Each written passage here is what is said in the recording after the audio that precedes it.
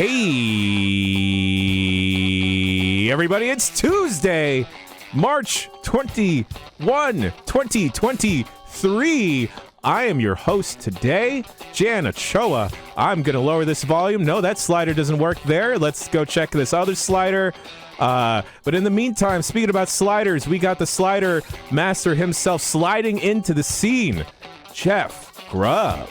I saw some of my friends were at a press event, and I knew they had sliders. I just know it.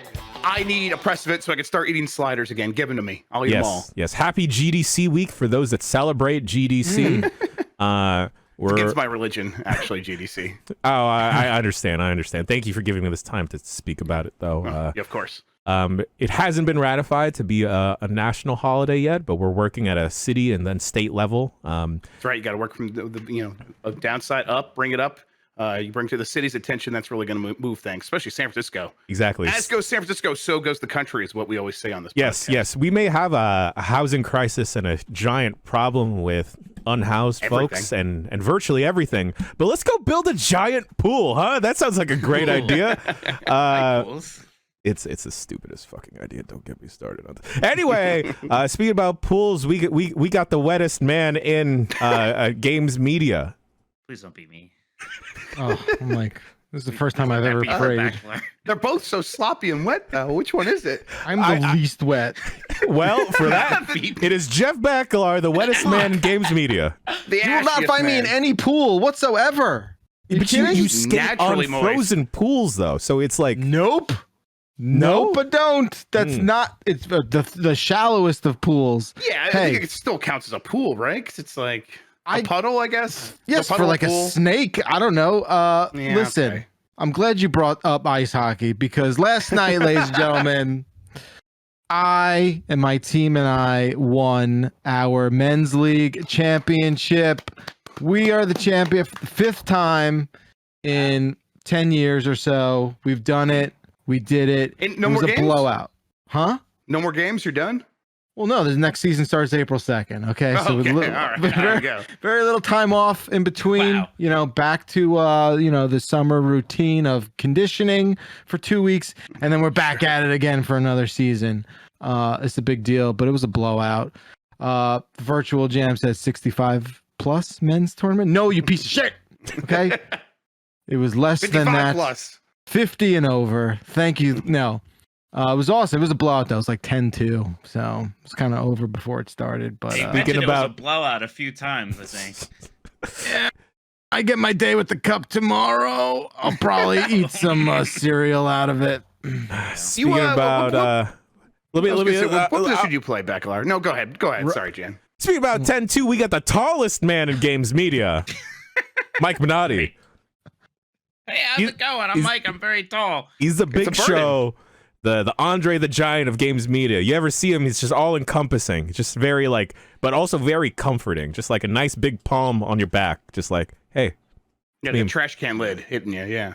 Yeah. My grandpa apparently used to be an escort for, okay, wait, that came out wrong. But he was a policeman for Andre the Giant. So he helped him get in and out of the arena. Is Andre so big he was his own incorporated city and had his own police department? Well, no, but the city of Struthers, Ohio did, and he came here to perform. So okay, huh? Yeah, fun stuff. I was at a sex store yesterday. Doing what? All right, Grubb, you were saying about Bakalar and hockey earlier. Oh, right wing. Yeah. I'm a right wing, Grubb. Right wing, what does that do for you? I was wondering in hockey. You mentioned your team won. How many goals did you score? How many assists? How many points? I think I had I definitely had 1 assist, maybe 2. No goals last night though. The first playoff game I had a goal though. All right. So good for you. Thank you, Mike. What'd you buy? How many dildos? No, I didn't buy any dildos. There were a lot of them there though. There's a lot of not animal shaped ones, but fictional animal shaped ones these days. Yeah, okay. Mythological or Simba from the Lion King? Is this because of you guys' podcast? Is this the ad partners you guys are getting over there? Oh, Jeff, get us sex toy ad partners, please. All right, you're one that seems to have the relationship, but I'll see what I can do. Okay, no, my friend just lives by a store, and we were like, we should go check that sex store out. So we did that yesterday. So it was just an exciting little field trip. Fun stuff. This is what we do in Ohio, everybody. So you just like, I think Grub's fucking frozen. So you guys You got like, too excited. so you just go to the sex store expecting what? Like like you know what's gonna be in there. Or you're ever in a sex store and you're like, oh, they have this now? Like what? Yeah, like, but it's sex stuff. It's fun to look at. It's you know what's interesting. There's a lot of like wands that have fake vaginas at the end of them, and that's okay. But then there's ones with the fake mouths, and that's much more upsetting for some reason. Sure, yeah. That looks weird. Right. Okay. Reverse dildos you're talking about here. Well, Reverse dildo. Yeah, Has anybody yeah. ever called them that? and they're inverted dildos, is what they are. Inverted dildo. Nintendo does what Nintendo don't. Dildos. Yes. Okay. All Listen, right. We got that. I have a friend who used to be so obsessed with fleshlights. He would not shut up about Well, fleshlights. I mean, listen, they were a revelation at the time. He like Light he- bulb, Oh, it's central heat, like heating and cooling, and then reverse dildos. Those are like the top 3 of the 21st Mike, century. is this why you wanted to be on the 20th century. podcast today? You just needed to drop this on someone. You needed to derail No, it, but huh? once I was on here, I was like, oh man, I'm just gonna like at the most random point tell them I was at a sex store yesterday. This was the first point, and you did it. yeah, you No, I couldn't wait. I couldn't hold on to Mike. that card. Are you kidding me? you fucking Yes. led with it, dude. You like Yeah. you had it ready to go. The cool thing about a fleshlight, apparently, I don't own one, but apparently you could put it in the dishwasher. I think Okay. you're supposed to put it in the dishwasher. They're dishwasher safe, and that's Okay. Question. To be clear, Question. But you could do so much with dishwashers. It's You crazy. put it in there alone, right? I wouldn't put it in with the dishes. I mean, it all makes sense in the end. I mean, what are we doing here? I don't. Like, It's just getting Oh. sloshed around in there with like the Tupperware. I don't like man. that. wait, time the out, word time out. sloshed really Mike. is sending me now. I Yes. gotta go. It's not like all the fucking items in a dishwasher like rub up against each other and swap spit. yeah, It's but nothing the like thing that. that would like the things that could be inside of a reverse dildo. Oh, okay. Is a Oh, liquid sure. and does slosh. What would you So- rather have? What would you rather have on your clean dinner plate? Salmonella or semen? Salmonella. Yeah, salmonella. No, I'm team semen. I'm team semen. Teamin'. All right, I'm team semen. Let's Okay, go. if you're watching live, there's a Ain't gonna kill you. There's a Oh my God, Google there's an Doc open This available. show's gonna be so fucked up. There's a Google Doc as we've had for the last couple of weeks. This is meant to just trying to get an episode title and just get the folks to help. I mean, Nintendo don't is just real strong. My The vote is thing is, team semen. I don't want to extend our sentence in the Nintendo jail, and especially I don't want Mike to catch a stray. You're playing with Mike's- fire there. Mike already caught me astray, so don't worry about it. Why are you Team Seaman? I mean, I already made a shirt. We're gonna have Hell get yeah. ready to go. I really need to befriend someone that's like a screen printer so I can just get these random one-off teas. Salmonella and semen really close in the poll.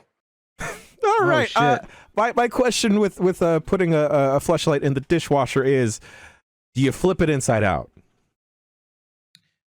Yeah, I think Yeah, so. sure. Again, I it think that's what you doesn't do. matter. Like Do you put it on like one of the pokes to like keep it like right there in the middle, or do you like put it in like the It probably have- silverware drawer thing? The it silverware probably has to shelf? go on the lower level because You gotta it's take a it tall out boy. of the light apparatus, right? The Oh holder. yeah, that part's not washable. That part, Okay. you don't fuck that part. You know.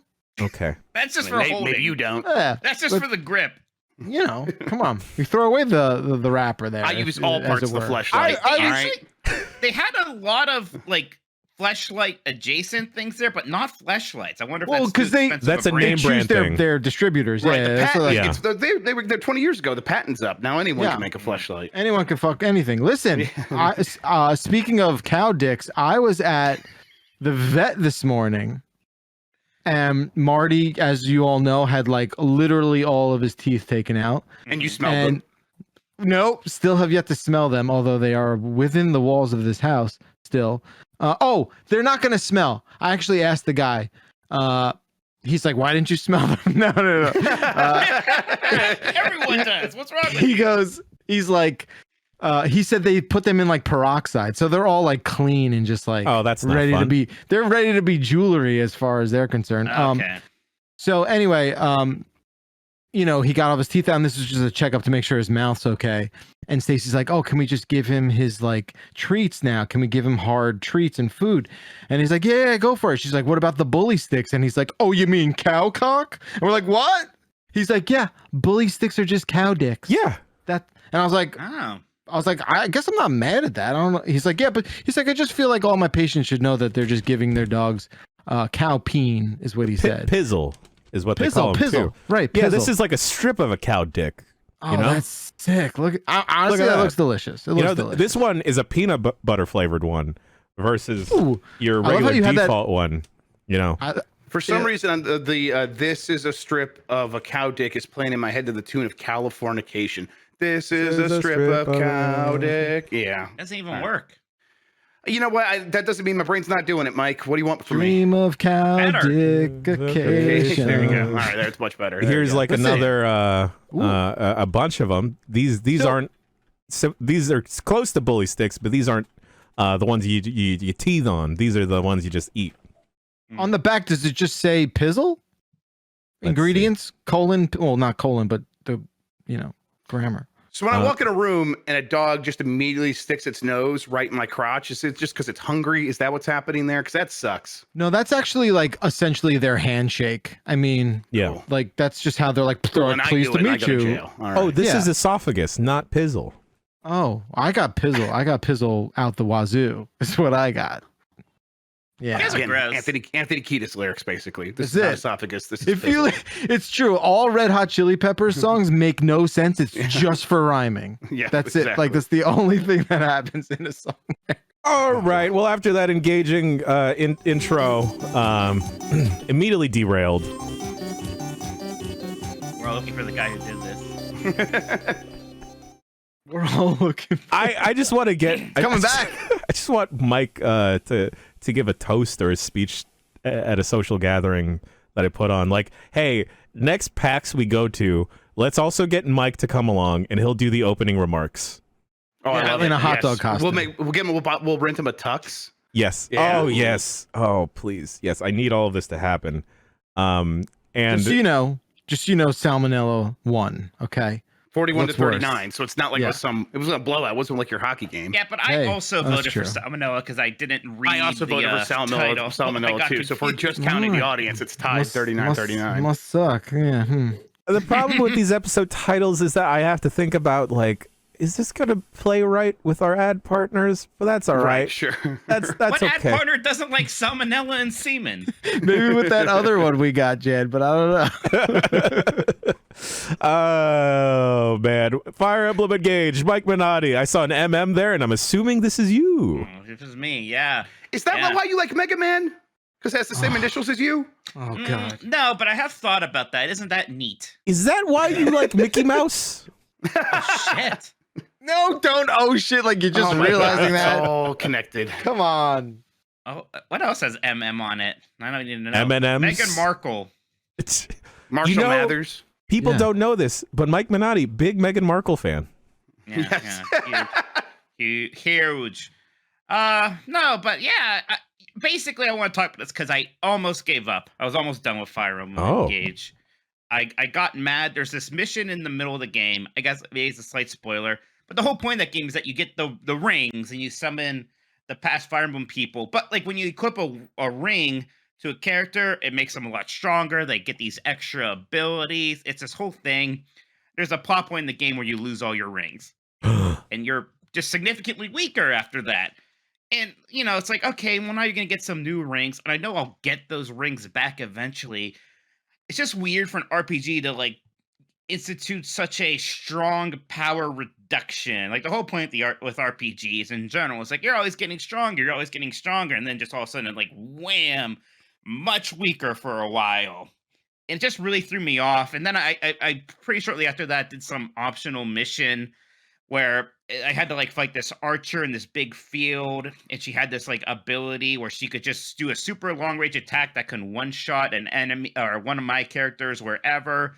And then like halfway through it, she just summoned like 20 reinforcements, and I basically lost. I ran out of my time crystal rewinds even, so it was like 45 minutes down the drain. So I was just almost done with it. But then, I kind of talked about being done with it, and some people were sort of upset, and I didn't want to disappoint the people, Jan. Sure, so, man of the people. yeah, There we so go. I did just go back to it, and I'm getting there. I'm getting new rings. I'm feeling powerful again. So I think I'm gonna still see it through to the end. But I was thrown off there. I was thrown for a loop for a second there with just some of the developments there. I'm not quite as high on it as I was in the first maybe 15 hours. Now that I'm on approaching hour 30, I suppose. So Mike, I heard you talk about this before, and I didn't realize I was like basically right there. That was the next thing I had to do, was go into that mission where they take away the rings, and you made it sound so horrendous that I was much more prepared for it, and have mostly been okay. Like I'm still actually really enjoying the game quite a bit now. I'm not going to go and say that I think that's a good idea. I do think that was it was a crutch by them. Like, I think it wasn't that they were worried about you becoming too powerful, although you are pretty OP at that point in the game. I think they were just like, oh, people are going to choose their matchups of matching certain characters with certain rings, and they're not going to mix it up and try other things, and we're going to force them into that situation. It's just, instead of like doing that, they're like, well, first, so we can convince them this is a good idea, we're going to take everything away and remind them how shitty they are without this stuff. And it's just not a great moment. But I immediately equipped a bunch of bond rings. I used all my bond bucks, whatever it's called. Your BBs. The bondage points. The bondage points. And this is very much like the mobile game element of the gacha stuff, where like you go, and it's not, you can't spend real money on it, at least as far as I could tell. But you go into your Sam Neill and you go to the ring room, and you could just roll rings after ring, and these are the bond rings. These aren't the special story, like big really the engage rings, but these also just stat add boosts. Yes, just stat boost. Mm-hmm. And you can get like bronze, silver, gold, and like the platinum version of each of these rings for each of these like tertiary characters that aren't the main characters from these previous games. And that's, I mean, it's weird. It, like a lot of stuff in the Sam Neill, it takes a little bit extra time. But once I like realized, okay, I'm just gonna get this out of the way, have a bunch of rings, equip everything. My characters were still strong enough to kind of get through most of that stuff. Okay, now I haven't done that Lynn, the Lynn Paralog, Paralog, yes. But I'm preparing for that as well. So I also bought the DLC. Nice. I kind of want to buy the DLC. I think it's kind of bullshit that Robin wasn't the main Fire Emblem Awakening representative. Like, I like Lucina fine, but it's just, Marth again.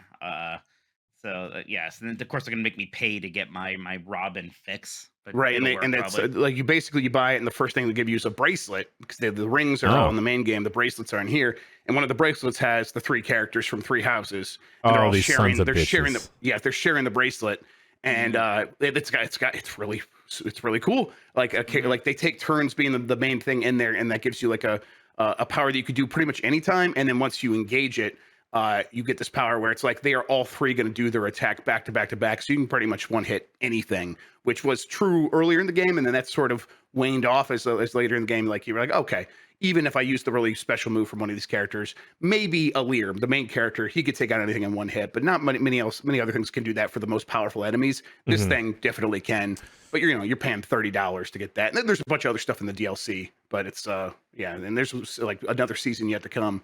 But that's made it a little bit easier as well, and it's making it it's keeping it fun for me. And I'm doing some of that DLC right now. And I don't know. I'm still really enjoying it. I don't necessarily know if I'm going to go ahead and say that I think it's better than Awakening, which is where I was at in that first 15 to 20 hours. Yeah, I fell off of it. I think I was right before that point you're talking about, Mike and Grub.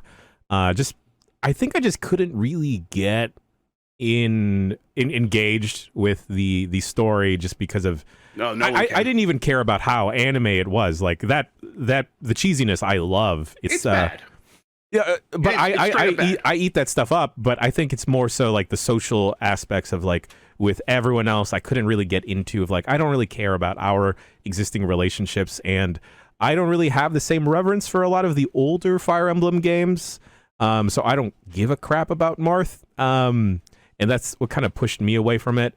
I mean, there are no relationships in this game. It is a bunch of characters saying crazy shit to one another. They all sound like serial killers, basically. Yes. So like they're just talking about how the one's like, I'm sweating all the time, and that's what I'm gonna have every conversation about. And the other one's like, I just love abs so much. I love abs. That's the only thing I ever want to talk about is abs. Yeah.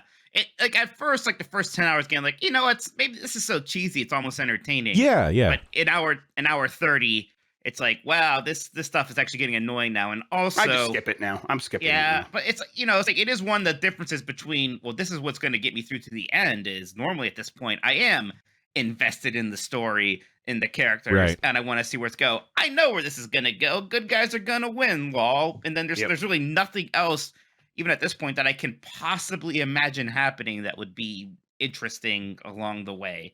Like what is the guy who loves tea a lot gonna suddenly discover coffee? Ooh, that'd be a big What Guys. steps is there? Whoa. Yeah. Oh my god. I'll probably circle back to it eventually once we get a little bit of a lull here. But the thing is, I just really like cheese. I really like the cheese. I don't know if I'm capable of skipping it.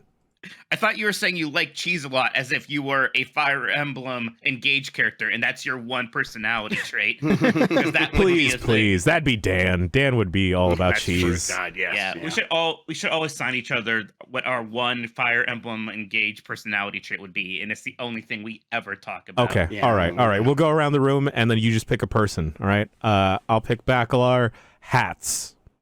Really can't stop talking about hats. That's it. The track. That's it. Yeah.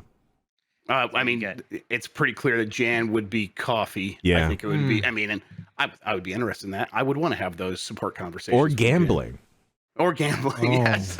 Okay. Mike. Yeah. That's Only- the S. That's when we get to the S tier bond. You like tell me like how in debt you are and how much you need to borrow money. Yeah. Just one more blind box. That's it. Too real. Too real. Mike. Jeff Grubb only talks about Chinese handheld knockoffs. Hell Yeah. What a yes. weird thing. Okay. Yes. Hell yes. Bacalar. You need to pick someone. It's. I mean, it's Mike. And I mean, you don't even have to think. He's literally wearing it on his shirt. I know, but like it's more. It's more. It's What could it be? no. He became a travel agent, and he's just trying to sell you on a Disneyland trip. Is what he's trying to do. I like. I it, think yeah. Mike would take care of me if we were going to Disneyland. I do like that. I do have people just reaching out to me now. Like, I'm going to Disney. yes. I need help. I'm gonna He's do gonna that help us. too. He's gonna To be help us. clear. Absolutely. To be clear. Yeah. It's funny how when people are like, hey, like, do you have like a video game recommendation? I'm like, ugh. For some reason, I hate that. But as soon as they're like, I'm going to Disney, I'm like, well, here's my like document. for Yeah. you. Totally. Let me get out my 3-ring binders. Right. That's good. Like, it's so true. I don't want to hear it from anyone when it comes to video games, but like Mhm. keyboard, let's talk. Like, Jan, what's it for you? Oh, I mean, the coffee, obviously. Coffee? It's like, hey, what kind of coffee bean are you thinking about? And I'm like, oh, yo, forget roast. Let's talk about origins. We want to do single Yeah. origin. You want to do a blend. I'm not the biggest fan of coffee coming out of Africa right now because it's not tastes as fruity. Maybe there's something going on over there. See, I could keep going. It's But then bad. Wow, somebody's look at like, that. then someone comes up to me like, should I get a PlayStation 5 or an Xbox Series X? I'm like, I don't care. Yeah, totally. Just walk away. Yeah. It's true. It's totally true. What about what's your thing, Grub? I don't want people to talk to me. Oh, Fair. okay. Fair. That's fair. Iced coffee? I don't like it. I don't like iced coffee. See, I mean, maybe that's where you zig and I zag. I feel like I'm a little hot I- boy, you know? Yeah, I'm just like I embrace all temperatures of coffee for sure. Mm. Yeah. It needs to be like, now I need to ride at a solid 180 degrees. Single origin, Yurgachev, baby. Really? All Oh my right. God. All You're right. so into it. You're into it in ways that I can't comprehend. It's Well, so ways that I cool. didn't know existed. Like Yeah. that's what it is. Yeah. Speaking Yeah, about totally. into things in incomprehensible ways, Grub, you and I joined Dan for a quick look yesterday for WWE 2K23, and I had a great time look. Thank you, Mike. Thank you. I had a great time looking at that game. I've also continued to keep playing it, and I think I still feel the same as Dan did in that quick look, where Yeah. there's too much. There's a little too much in it. You know, you want to sink your teeth into bits and pieces of it, but everything else, there's a lot of the game that just not interested in, couldn't care less about. Like the card system thing that feels like it Yeah, got you'll ripped never out of a touch that, mobile right? game. Yeah, like the stuff that's similar to like FIFA cards, Madden cards, never touch it. It also feels like that is an afterthought. And we touched on this in the quick look, but Dan opened a virtual pack there and no animation. Zero Yeah, animation. It was weird. Yeah. Especially with how much animation and like presentation is given to the rest of the game. It's weird that the card aspect where arguably you could spend a lot of money in is like seems like a complete afterthought. Yeah, and that's the kind of stuff that gets like they bring in gambling psychologists, like make it more like a slot machine, make them feel good to open a pack, make them feel strong, and like there's none of that. But like the actual playing of the game, I still feel the same on of like it feels okay. It's probably the best it's been in years. I still don't like the system. I can never get the counters right, and the counters it's just like if you're about to get grabbed, you hit triangle or whatever. And I think my brain has just been kind of conditioned in like a From Software game or like even a fighting game style where you just have to really practice on the timing, and the timing never feels the same each time you try and counter, even if it's a similar move. And Grub, I think you summed it up the best, is that they're trying to serve too many masters in these WWE 2K games where they want to make it look like it's the product that we watch on TV. And the problem with that is there's too many times when you're actually playing the wrestling where it's taken out of your hands. You just stop playing. Yeah. And like a good 20, 30 seconds where like, all right, my dude is just on the floor and my immediate instinct is to mash on the controls like in a Tony Hawk game to get up faster. But he's going to take that couple seconds to rest and recuperate, which is not fun to play with. And it's like it's sort of it's of two minds in the middle of the gameplay. It's like not like, oh, there's so many different modes and that's why it's serving too many masters. You could be in the middle of, you could pick your mode and be like very happy with it. And then Dan pointed this out, like you can have, your character could be really strong and to the point where you could squash someone. But if you do that, you're not going to get the 5-star match rating. You're not going to get the Dave Meltzer 5 stars, which is up in the corner the entire time you're playing.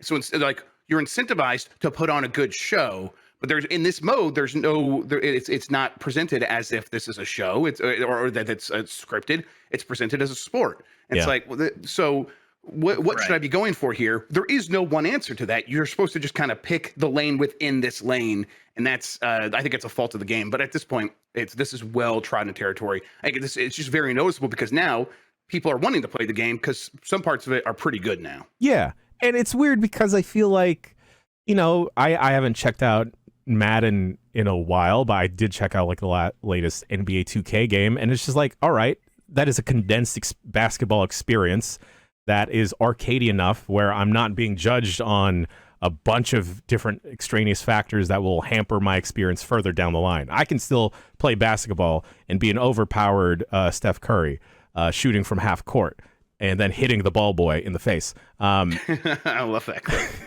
But like with WWE 2K23, just like it still feels hampered. Like, no, we have to protect the business, even if this is a video game. But the creative wrestler tools, the creative entrance stuff, it's still really great. It's probably the best usage of that in anything. I mean, more so than any of like the other sports games out there. Even though Dan did scan your face, Grub, and let's just say it wasn't the best.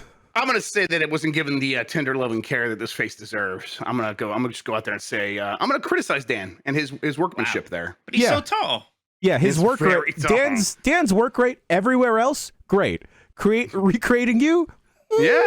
I almost want to take it personally. Almost. Yeah. I've been playing this too, and it's the first time I played one of these games since, gosh, it's been a while, since before that reboot, that when they took the year off, right, and all that. 2020? Yeah. So, but I've been having fun with it. I am just like very used to this style. Even though I know it's like all visual concepts now and not Ukes, it still certainly mostly reminds me of those kind of late Ukes games. But that's fine. I don't have as much a problem necessarily with like, oh, I push this one button and now here's a 2-minute animation of me doing a suplex, whatever. That's okay. The counter system is getting pretty old though. And you're right, like each move has its own counter window. So there's no way to get optimal at that except to just learn each individual move's counter. It's not like an Elden Ring where, well, no matter what the move is, I know I need to counter right before the point of contact, right? There's nothing universal here with that. So something there is just kind of busted. It's really unsatisfying because, and here's the problem again, like in a real wrestling match, you have momentum. And it's not really usually people trading blows. It's this person is doing a bunch of moves and this person is doing a bunch of moves. And the game tries to replicate that because it's kind of hard to like get momentum back once you have a bunch of moves being done to you. But that kind of feels annoying, especially when you're playing that showcase mode, which has like very strict like things it wants you to do, like do a front grapple strong. Yeah. And it's like, all right, I just want to do that. And you can't as even soon as see I the get enemy off the character you're back. playing against in that showcase mode. That makes it very difficult. Yeah, it's really weird. I thought that was a strange choice. They tell me I'm fighting John Cena, but he's never. Yeah, he's not even on the cover. I don't get it. Yeah, weird. Weird way to ship a game.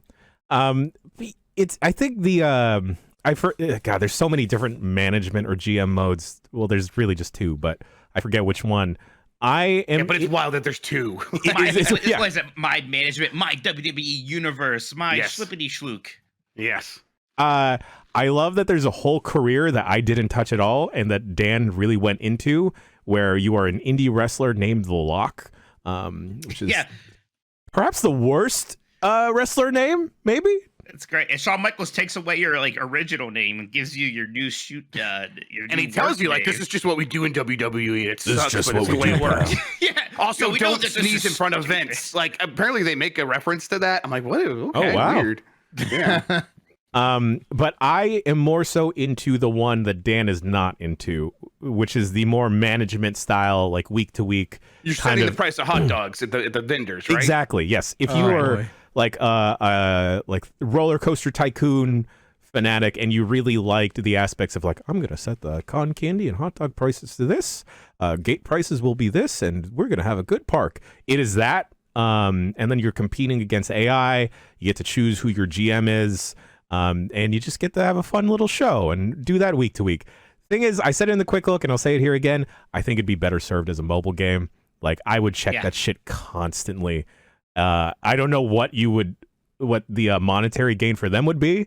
Whether it's like you buy currency to like book other people, maybe, right? You know what's those games do now? Like out of the park baseball is a really popular one. Do you know what it does? No. It has a ultimate team mode where you buy card packs and everything. They all do. It's in everything. We all got cards now. We all got cards. Mm-hmm. But yeah, if you're interested in a taste of what WWE 2K23, we have a bite-sized quick look there. Very short quick look of maybe very short one. 90 plus minutes. With two wrestling matches over 90 minutes in a wrestling game. I was gonna tell Dan, it's like, we need to go through the roster and review everyone's numbers. But we didn't do that. Maybe that's like a whole other separate stream, right? Like we could do that. Maybe that's a UPF or whatever. Yeah. But speaking about little tastes, I've had a bunch of Roman is 100. Oh, hell yes. Oh, of course. He's a tribal chief. Of course. He was 99. I think Dan's lying. I saw it. He's 99. He's the highest. I thought the highest you can get in like a sports game usually is 99. But yeah, I could have sworn 98. I think it's a crime too what they rated Big Dave, but that's just because I'm a mark for Dave Bautista. I've had a couple little small tastes, little quick dips into a couple games, just two. Just want to shout them out real quick. Aces and Adventures. It's a roguelike game, but poker.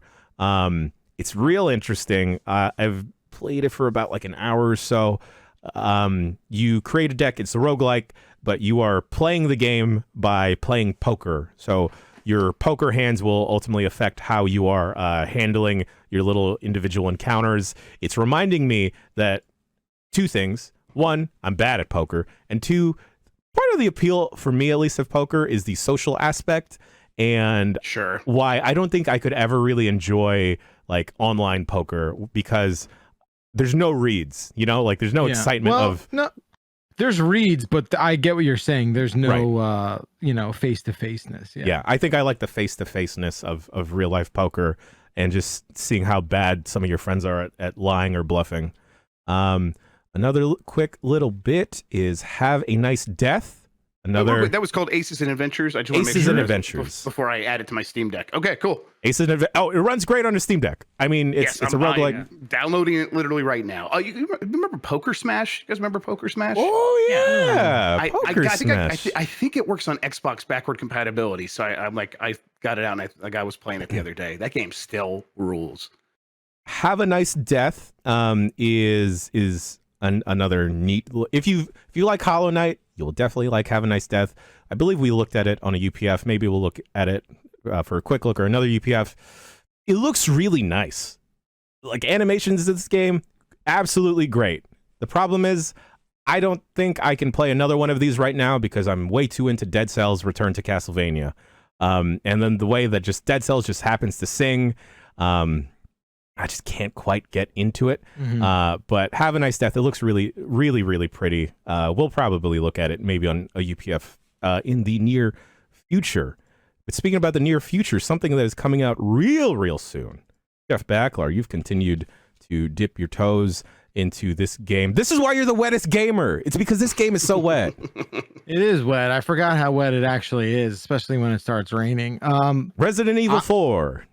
You know, I don't know if I said this, but like, I think Resident Evil might be my favorite franchise ever. Really? There it is. It's good. I think I just said it. I think I just said it, So and I you think love I just meant it. Resident Evil 5 and 6. Look, like there's always down off years. Like you can't be perfect all the time. The portrayal of Africans in Resident Evil 5 is perfect, and there's no problems with it. That's what you just said. Yes, thank you for quoting me directly. I'm going to ask George from Florida what he thinks about that now. Well, yeah, there's no way to contact that guy. You know, play it forward with Resident Evil. There's not a lot of choices to be made, but yeah, that could there's be fun. not. But so okay, 5 and 6 aside, right? But let's focus on 4 here. I have not played 4 all the way through in probably 10 years or so. Let's just say I can't remember the last time I did it. Sure. This game is so goddamn good. I think it's also a bit of these Resident Evil games, especially 7 and 8, like scratch a certain itch that I am in constant need of scratching on a yearly basis. I require it yearly. Okay. So when I had 8, when was 8? It was 21? Yeah. That sounds right. Yeah. Yes. Yeah. And we got did we get anything last year? Was there a remake? We got last year? the DLC, right? We got that Rose DLC for 8. Oh, We right. got the online multiplayer, right? Is I that don't good? care Is the about that. DLC good for 8? I think we got. people like the DLC, the single player thing where you play as, what's his face's daughter. Yeah, All I right, think I'll have Jess to was a go- little lukewarm on it. Okay, I'll have to go check it out. Right, in third person mode. Yeah. Interesting. 4 it's just, you know, I think they added so many little things that really tug at you where you just care about all the treasure. I mean, I'm sure there was like that was a prominent thing in the original, but I just think the contemporary little spice that they've added here. I mean, that's all I think about. Like 11 o'clock rolls around at night and I'm just like, I gotta go play this game now. I'm going to play it for 90 minutes and I'm going to go to bed. And I'm just absolutely obsessed with it. I So cannot excited for stop Friday. playing it. I am so freaking excited to be Yeah. playing this. Mike, you a Here's- big RE fan too? You know what? I like realized this year that I am. Yeah, in the for a last long year. Yeah, for a long time, I kind of kept the series at a bit of like arm's length because I'm a coward. But you know, I'm grown a lot the last few years. I'm a big boy now. I can handle a few zombie dogs and evil giant dommy mommies here and there now.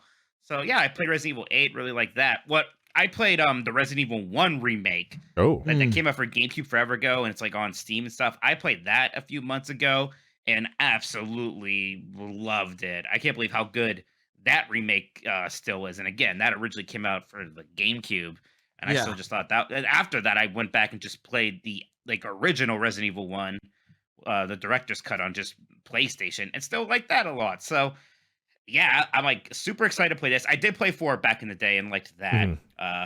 But I want to play this. I want to go back and play 2 original, 2 remake, all this stuff. I'm just in a big Resident Evil mood right now. They just been doing such a good job with that franchise. It's kind of hard to not enjoy it right now. yeah. Yeah, like I catch myself just getting caught up staring at shit on the walls. Like there's just so many parts of it where, you know, the attention to detail is just it is literally like the worst place you would ever want to be, right? Yeah. Like that village, the churches, like every environment is like, oh, nightmare no matter where I look. But I love that I can just be there. It's like you live in this nightmare in that game, but I love it.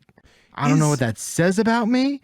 I don't know, like, am I broken Right. somehow? No, But It's scary and it's like, you know, horror, but it's not unpleasant. You don't hate Sure. being there, and that's the fine line you kind of have to tread with these games. Yeah, I think you're right about that, because in some like other horror games, I just feel very uncomfortable that I absolutely don't want to be there anymore. And I feel like in the Resident Evil games, you have enough agency and enough power to be like, I can weasel my way out of this probably. I can get through this. I just need to pour some green juice on my hand and I'll be good. My question for you gentlemen is Resident Evil like the best treated franchise? I think currently it is. Especially of like, aside from some Nintendo things, like Nintendo Sure. does a pretty good job with Mario, Zelda. Yeah, but like compare Resident Evil remakes to Super Mario 3D All Stars. Yeah, Like maybe that's a. it is. I mean, Zelda gets pretty good treatment, but even Zelda, it's like, yeah, we're gonna make some edits. We're gonna fix some things that we were really mad about back then. We're not gonna like remake these games. Sure. I think it's Resident It Evil. is weird. It's weird comparing it to even like the other franchises that started getting big around that time, like your Tomb Raiders, right? Oh Where, yeah. like, yeah, just the complete opposite state of those things. So I mean, I would have Yeah. said Tony Hawk Pro Skater 1+2, but then that's it. that's going to be all we ever get from that. That's end of Yeah. the road. Yeah. It's kind of amazing that they now have this cadence where the remakes are of a same production value and quality as its contemporary traditional sequels. Sure. So Yeah. like there's just this bar now that's been set where you're getting, what was it? It was remake of 2, right? They didn't do 1 again, right? They didn't do Mm, 1 no. again. You got the 2 remake, and then you had 7, then 2 remake, 3 remake, 8, and now And then this. 4. Yeah, I mean, and, like, it's amazing. No, I was just gonna say, like, that cadence is amazing. Like setting up that, Yeah. like we were I mean, talking and about. it's not like they're working on Unreal Engine either. This is their own engine, which Yeah. I think Oh, makes it dang. more impressive. And that engine has like really served them well in a bunch of other games. It's like they, from top to bottom, their entire stack, they have figured it all out. So the last thing they did with 1 was just like a facelift, right? I believe so. Well, so they did an HD like port of that GameCube remake to modern platforms, right? Mm. And it Okay. did add analog control. So if you But, don't like, but the that tank GameCube controls- remake was a So like good. full-fledged remake, basically. yeah, It was not Big just a Boy facelift. remake. Yes, Uh, Big but Boy it's- remake it. Yeah. It's still like pre-rendered backgrounds, fixed camera, and stuff like that. Yeah, but it's like which GameCube, so it's also like right that timeless era of like, yeah, you could re-release this game as an HD game forever, just like they have, because it's you don't need to get much better than that. I do bet that they still do circle around Oh, to yeah. that and remake Resident 100%. Evil 1 here. Oh, yeah, sure, sure. I almost wish they did that before they did 5, because you Well. really gave me this anxiety that that's what they're gonna do next, Gruff. But you know what's really impressive though is that I think it is. they have this cadence that they've been able to maintain now, and people have been really into it. But they're also still releasing these multiplayer games that have their very dedicated and niche audiences. Like none of them have ever hit with me, but it seems like they at least create small pockets of communities that are really, really jazzed every time one of these comes out. I want Capcom to try and remake, and I know people have talked about Dino Crisis, maybe Onimusha. Let's go back to Dead Rising. Let's go back to Dead Rising, especially with where consoles are at now. That's and just like, interesting. let me see the swarms of a mall. I also Yeah. miss malls. Yeah. That would be the path there if you wanted to do Dead Rising again. You don't make Dead Rising 5. You just remake the first one. Man, I want to be more cynical about these remakes. Like, oh, we got no ideas. I know but they there's been keep that backlash. doing such a good job. They're, with them. dude, RE4 is almost perfect. It's crazy. Yeah. Dang. It's absolutely crazy. Yeah, people saw that review score for Resident Evil 4, and they're like, guys, all the best rated games this year are all remakes and re-releases. What do we do? Oh, No, like fucking Prime, play 'em. Like, yeah. play them. Guys, it's going to be all right. Like, there's Yeah, a it's bunch of gonna other be games coming okay. out this year. They keep getting delayed, and these are like, it's easier to make these. So it's like, play them or don't. Like, this is how they're funded. Like, we're getting freaked out right now about, like, especially with Resident Evil 4 being the catalyst for this, doesn't make any sense to me, because just look at Capcom. They are funding making new games by re-releasing old Resident Evil games, and they're making new Resident Evils. And Yeah. it's like they're going back and forth. This is exactly what we should want, because it's working really Yeah. well, and also these remakes own. Yeah. It'd be one thing if they were only doing remakes. Sure. Right? Yeah. But like, no, absolutely. you're getting, and like, we're gonna get a 9, right? Like one day, like, Oh, yeah. you And know, it's like fuck the yeah. remakes do really like, even like Konami. We got Metal Gear Solid 3 remake probably happening. Put aside like making a Metal Gear Solid game with Kojima and like what that looks like. Just put that, like, if we put that out of the conversation, it's like, well, if we did want that, it's more likely to happen if a remake of an older Metal Gear Solid does super well. Oh, that totally. makes it just lubricates everything. So it's like I don't know. I'm all for it. When they talked about the Silent Hill 2 remake, I mean, they also announced a new Silent Hill game with that. Yes. So. Yes. Yeah.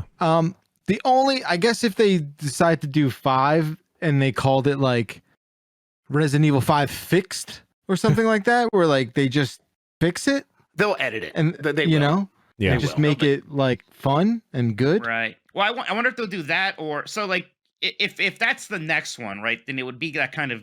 This sounds mean, but like the B team. Yes, the Resident Evil 3 the team. Resident Evil 3 team, and people don't like that one as much. So, well, whatever. We'll have them do 5, but then 6 is right after.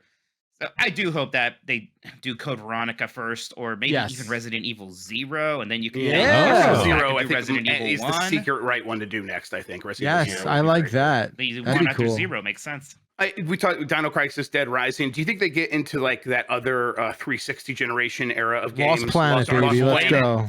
Yo! Probably not Dark Void, but Lost Planet's got like 3 entries, right? I don't know. Probably not. Now I'm getting sad that we've been talking about Capcom this long, and I haven't even said the words Mega Man, but Mega Man even probably I don't know comes what back to here do. pretty soon. We're gonna I don't give know me what that you Battle Network. Fucking let me check in. I'm so ready to check in. Like what, 2 months, right? You know, Jack in, I thought it was Jack in. I thought they jack. Yeah, I'm ready to jack in, Mike. I'm jacking in. Jack. I'm pulling like the Ethernet cord out of my little console and jacking in. Like they had something for you at that store I was at for that. I would play a Send me third links. person. Send me links. I would play a third person over the shoulder new interpretation of Mega Man. You know what it is, and I thought this back in the PlayStation 2 era. Ratchet and Clink. That is the path forward to take good for call. 3D Mega Man. Huh. Because that's what Ratchet and Clink basically is. It's a platformer mixed with shooting elements. That's all Mega Man was in a 2D realm, and that's what Ratchet and Clink is in a 3D realm.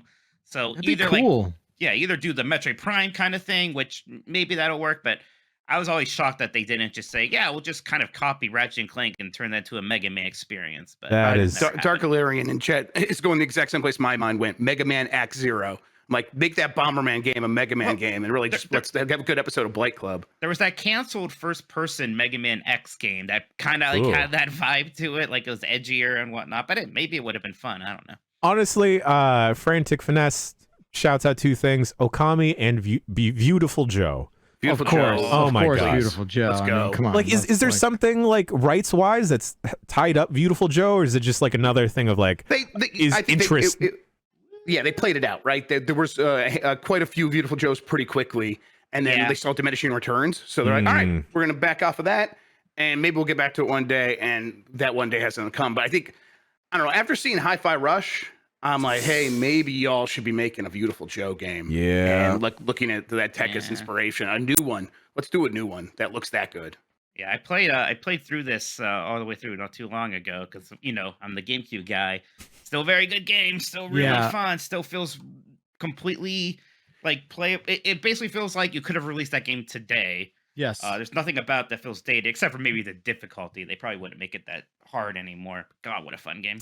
I think Beautiful Joe doesn't. Yeah, I think it's just like a sequel to that. I think it's just another one of those. I don't even think you go back to 1 and 2. You do a collection, maybe. Yeah, sure. Yeah, easy. I'm gonna go the opposite direction from you, Mike, for a new Mega Man game. Just make it a From Software game, and you just play as Zero, and then you're just all killing a bunch of robots and Reploids and Mavericks, and then you just got a 6 sword and your weird green chest boobs.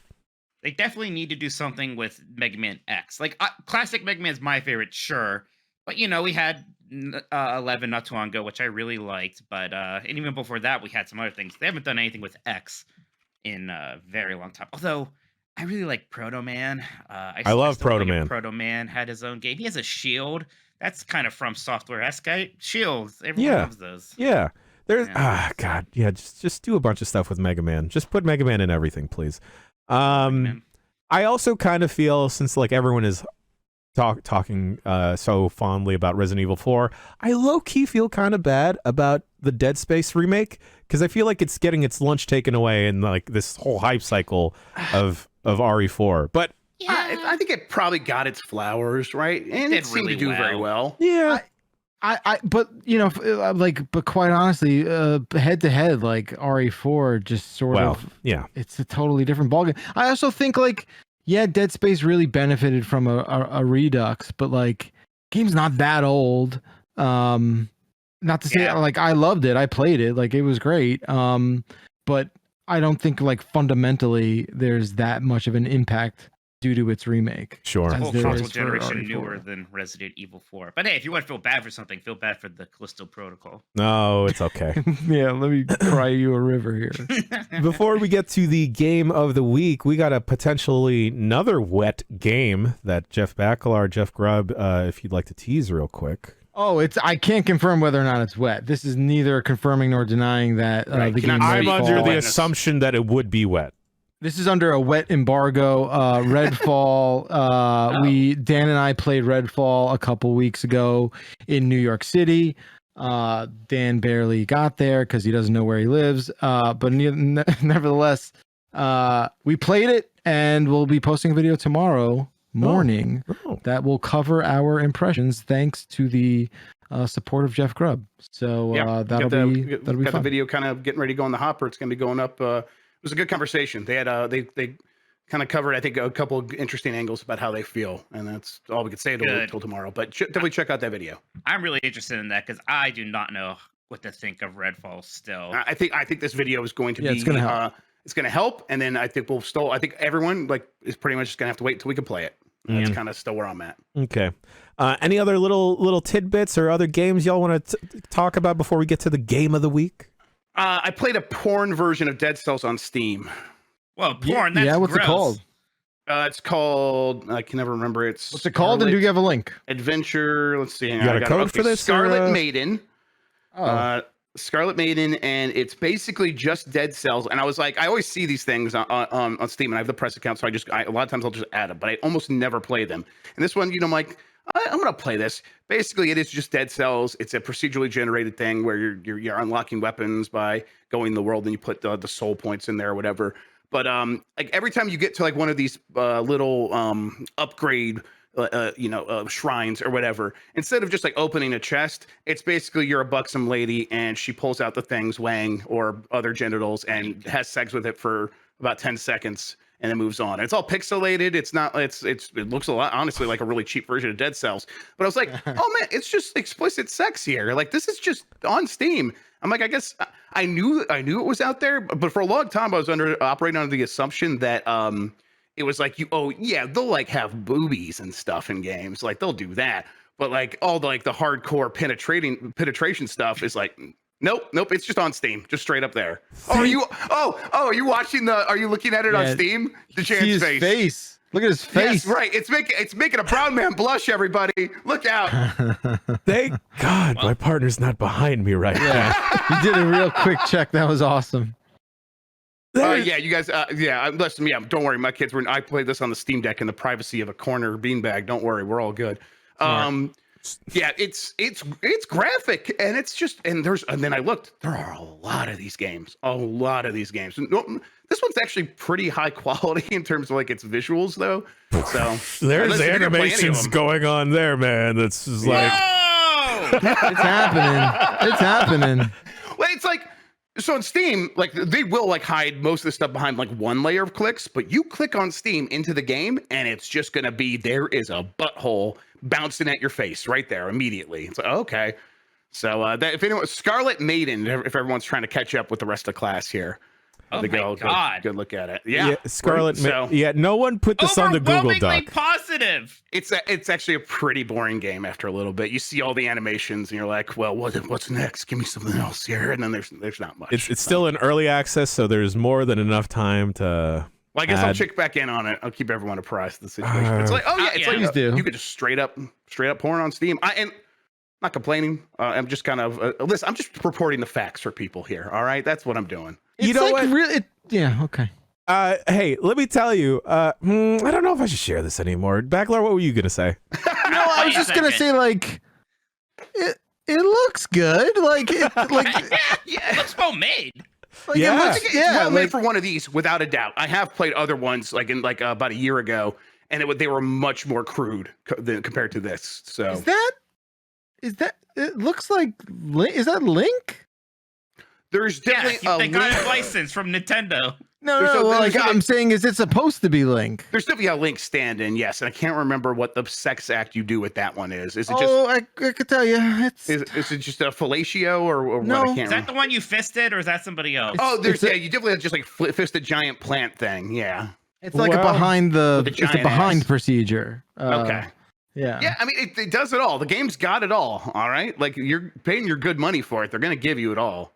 And People always there's a fridge that you Yeah. fuck. There is, yes, there is The the fridge, totally, and the fridge has a penis. That's three. It's like, this one That's- delivers on it in a way the other game doesn't, right? Because I Totally. don't know if you can. Yeah. Eat your atomic heart out. Here you go. I blame you for this, Mike. You just had Yeah, to. so I'm now about this is to Mike's say, fault. I What never the would have hell? brought this up if People we are like, hadn't Mike's talked a about pervert. the Well, tin Mike's bill like, down. Mike brings weird vibes. I didn't make Jeff play this game. I didn't tell him to talk about it. I knew But he you felt invite me to. comfortable talking There was a about Mike it. Minotti on my shoulder telling me what to do. Everybody, you're right. Absolutely. What I was gonna say is that I'm glad for the I don't want to say pervs or sexual deviants out there, but for the folks that really want to get their rocks off in a video game format, I'm glad. Yeah. I'm glad that proper games are being made for that audience. See, but I don't think like I would like look if you find yourself in a situation where you're like, oh no, I gotta jerk off because of this game. But I just feel like that's not what I would be playing. I think it would be more of like a funny kind of thing. I don't know. I think look, it each his straddles own, right? that line for sure. 'Cause Yeah. It's like I think there is something novel about. That's just sex in a video game. I like Yeah. video games. I've always Yeah. liked video games. That's where I, I want my like sex. I It's like games. But it's like there are so many more efficient ways, obviously, in the year 2023 to achieve such ends. That this does seem superfluous, but also I think it's like, ooh, it's an example Whoa, of calm down, bro. humanity's Yeah, endless see? creativity. I'm sorry, that was like excitement. So- There. I think it's So like you I could- think the excitement comes from crossing the wires, right? Because it's Yeah. like, oh, this looks like just like the games I played as a kid.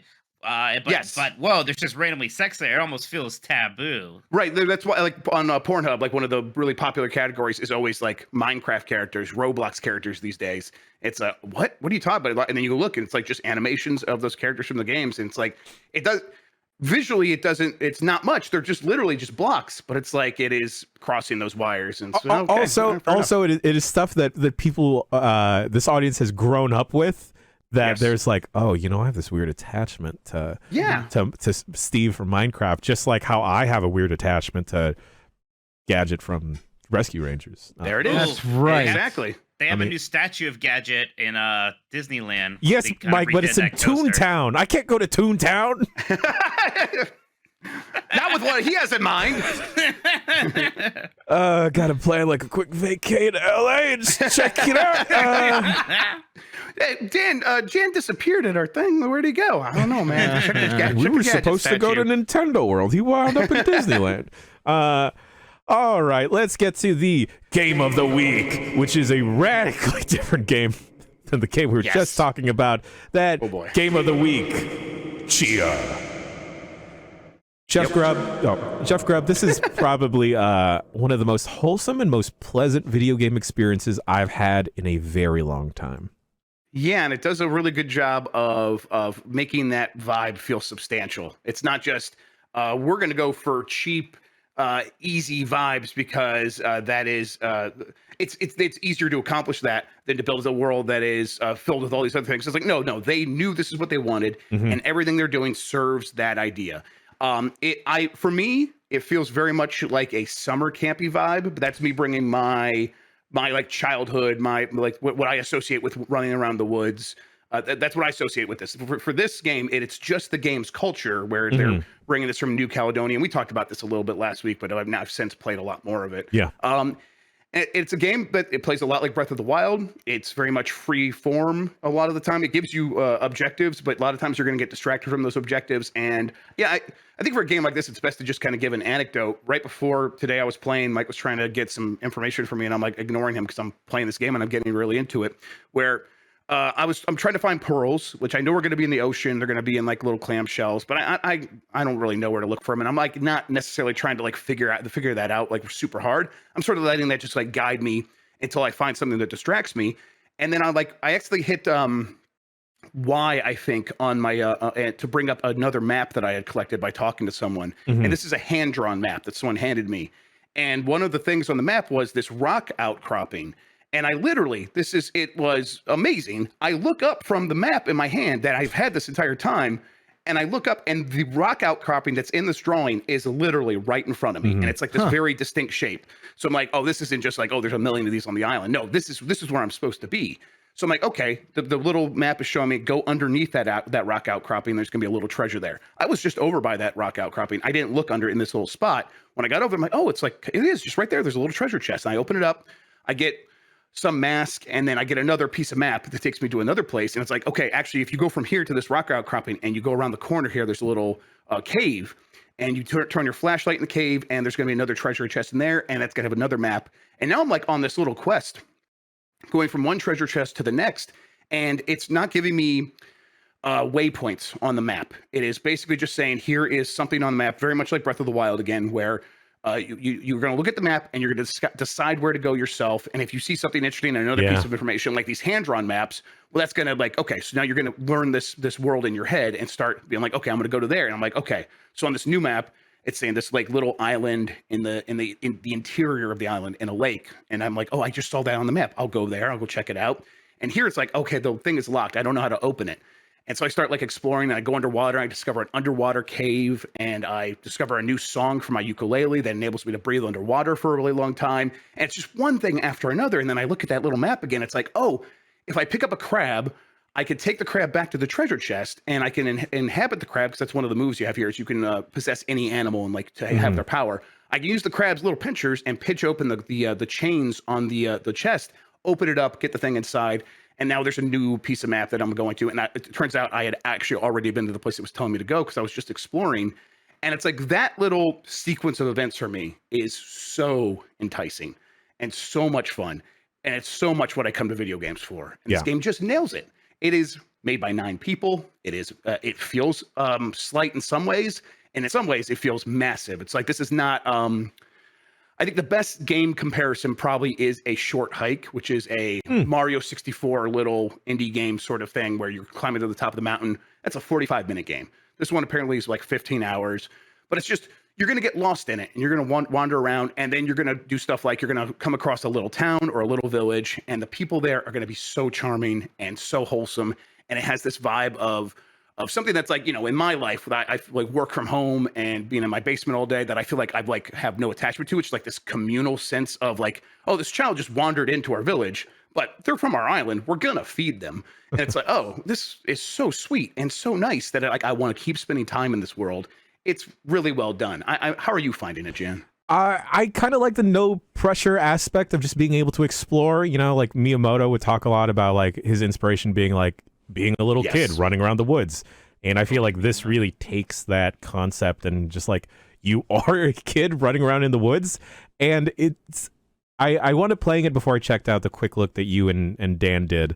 And I think because you are playing as a little child, you kind of have that innocence or that care attached to it, because I did the same thing that Dan did, where I possessed a fish, and then like I just kind of like swam back to shore, and then I unpossessed the fish, and then I just saw it flopping around. I'm like, oh well, crap, I can't leave that fish there. I gotta just re-inhabit, swim you back, and then I'll just swim back.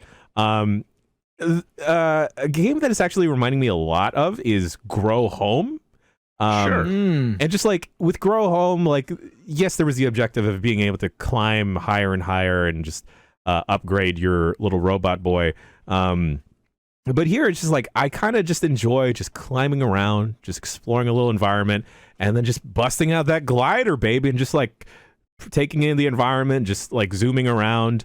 I think that the ukulele is a fun little proxy for the ocarina in this, and it's fun because, you know, the notes you're playing, real notes. I wound up busting out the good old uke, and just like, oh, I could play that too.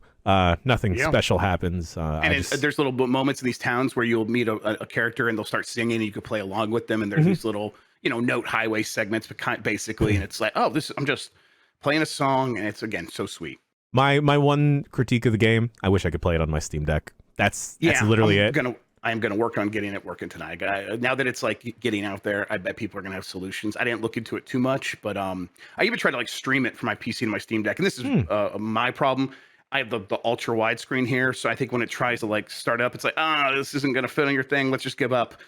So I'm gonna keep working on that. But yeah, it would be great for the Steam Deck. Yeah.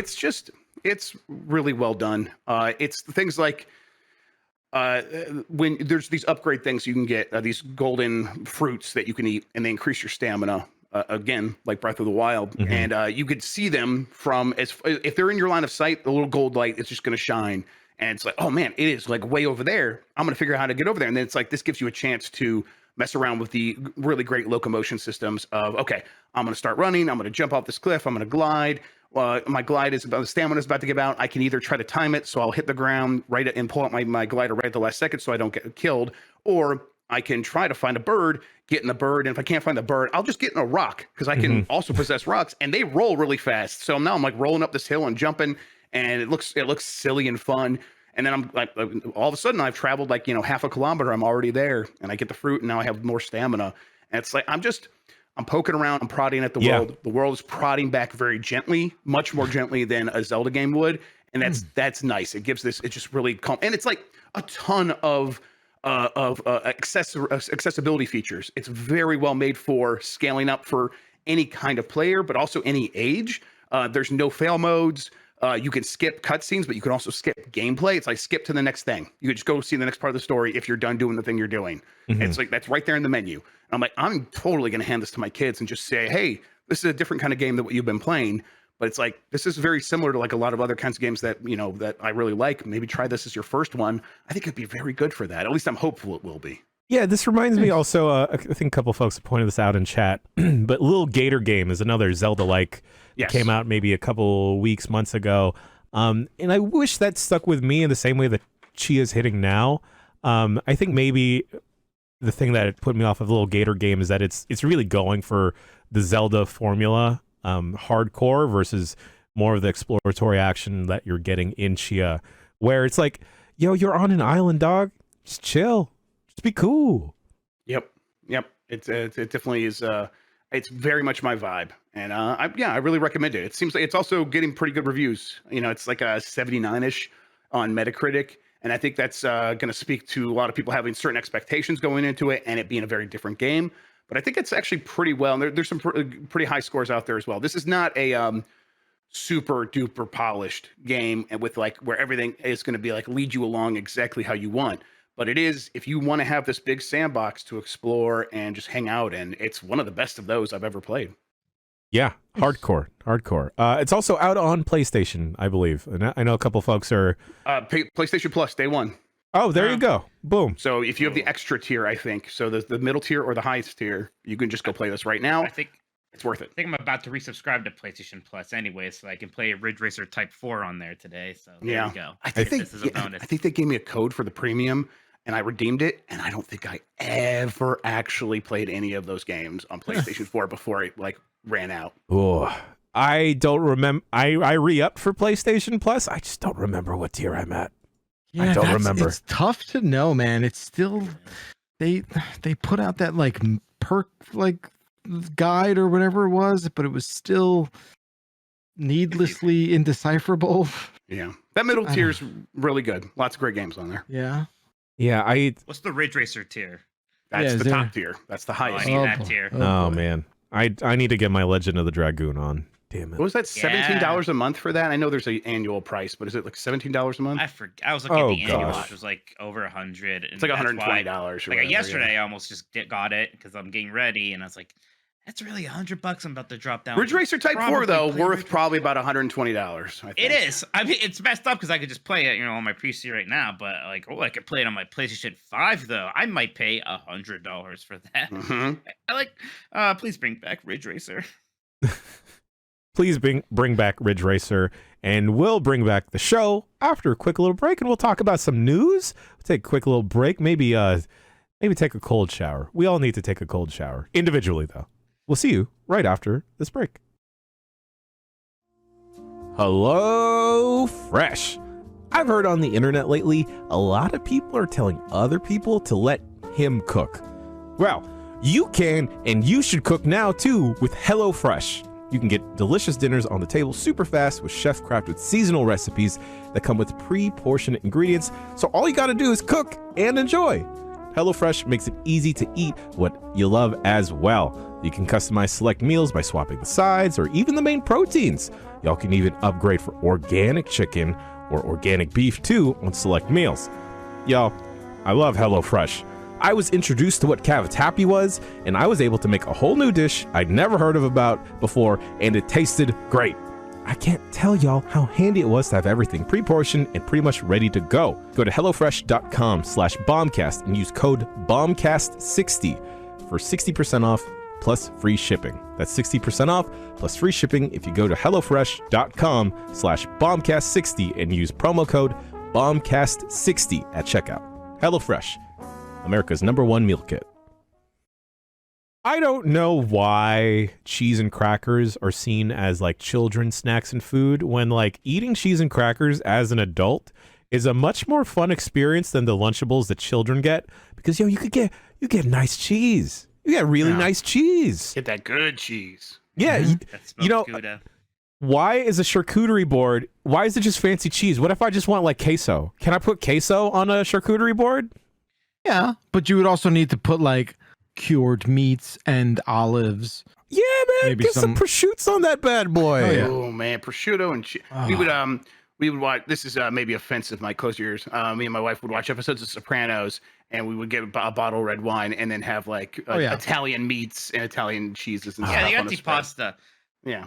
Yeah. When I was a kid, by the way, I never heard a charcuterie board. It was only ever called antipasta, but maybe that's just because I was Italian. I don't know. Yeah, but antipasta is always like, it's like the way it used to come would be in that like tin foil sort of like round dish, right? And it would just be like salami rolled up with like provolone in like a pepper thing, I think that's right? the Lunchables version of antipasta. Okay. Circling back. I'm pro pasta, just so we're all clear here. I was To be waiting clear, for someone there's to no make a joke. pasta involved. It's I'm a before pro pasta guy. I was If you order so confused as a antipasta child. from Jet's Pizza, it does have pasta noodles in there. So Okay, that's weird. it's weird. I bought a jar of cheese yesterday for cheese dip, and then I was surprised to find out that it was 100% plant-based, and I was like, wow, look at this. This feels Really? like the dark but bright future we're all headed towards. So What will the plants think of next? yeah. Do you think Amazing. Dan has tried plant-based cheese? Without him knowing, definitely. Okay. Yes. He Okay. would never think that he did, but I'm Yeah. sure he has. Bianca's vegan, right? So probably. Probably. I don't know. Mike, you'll get a kick out of this. I was reading the jar when I was in the grocery store yesterday, and it said vitamin B, and I'm like, oh, cool. I'll be like Mike. I don't know if it's 6 There or you go. 12 though.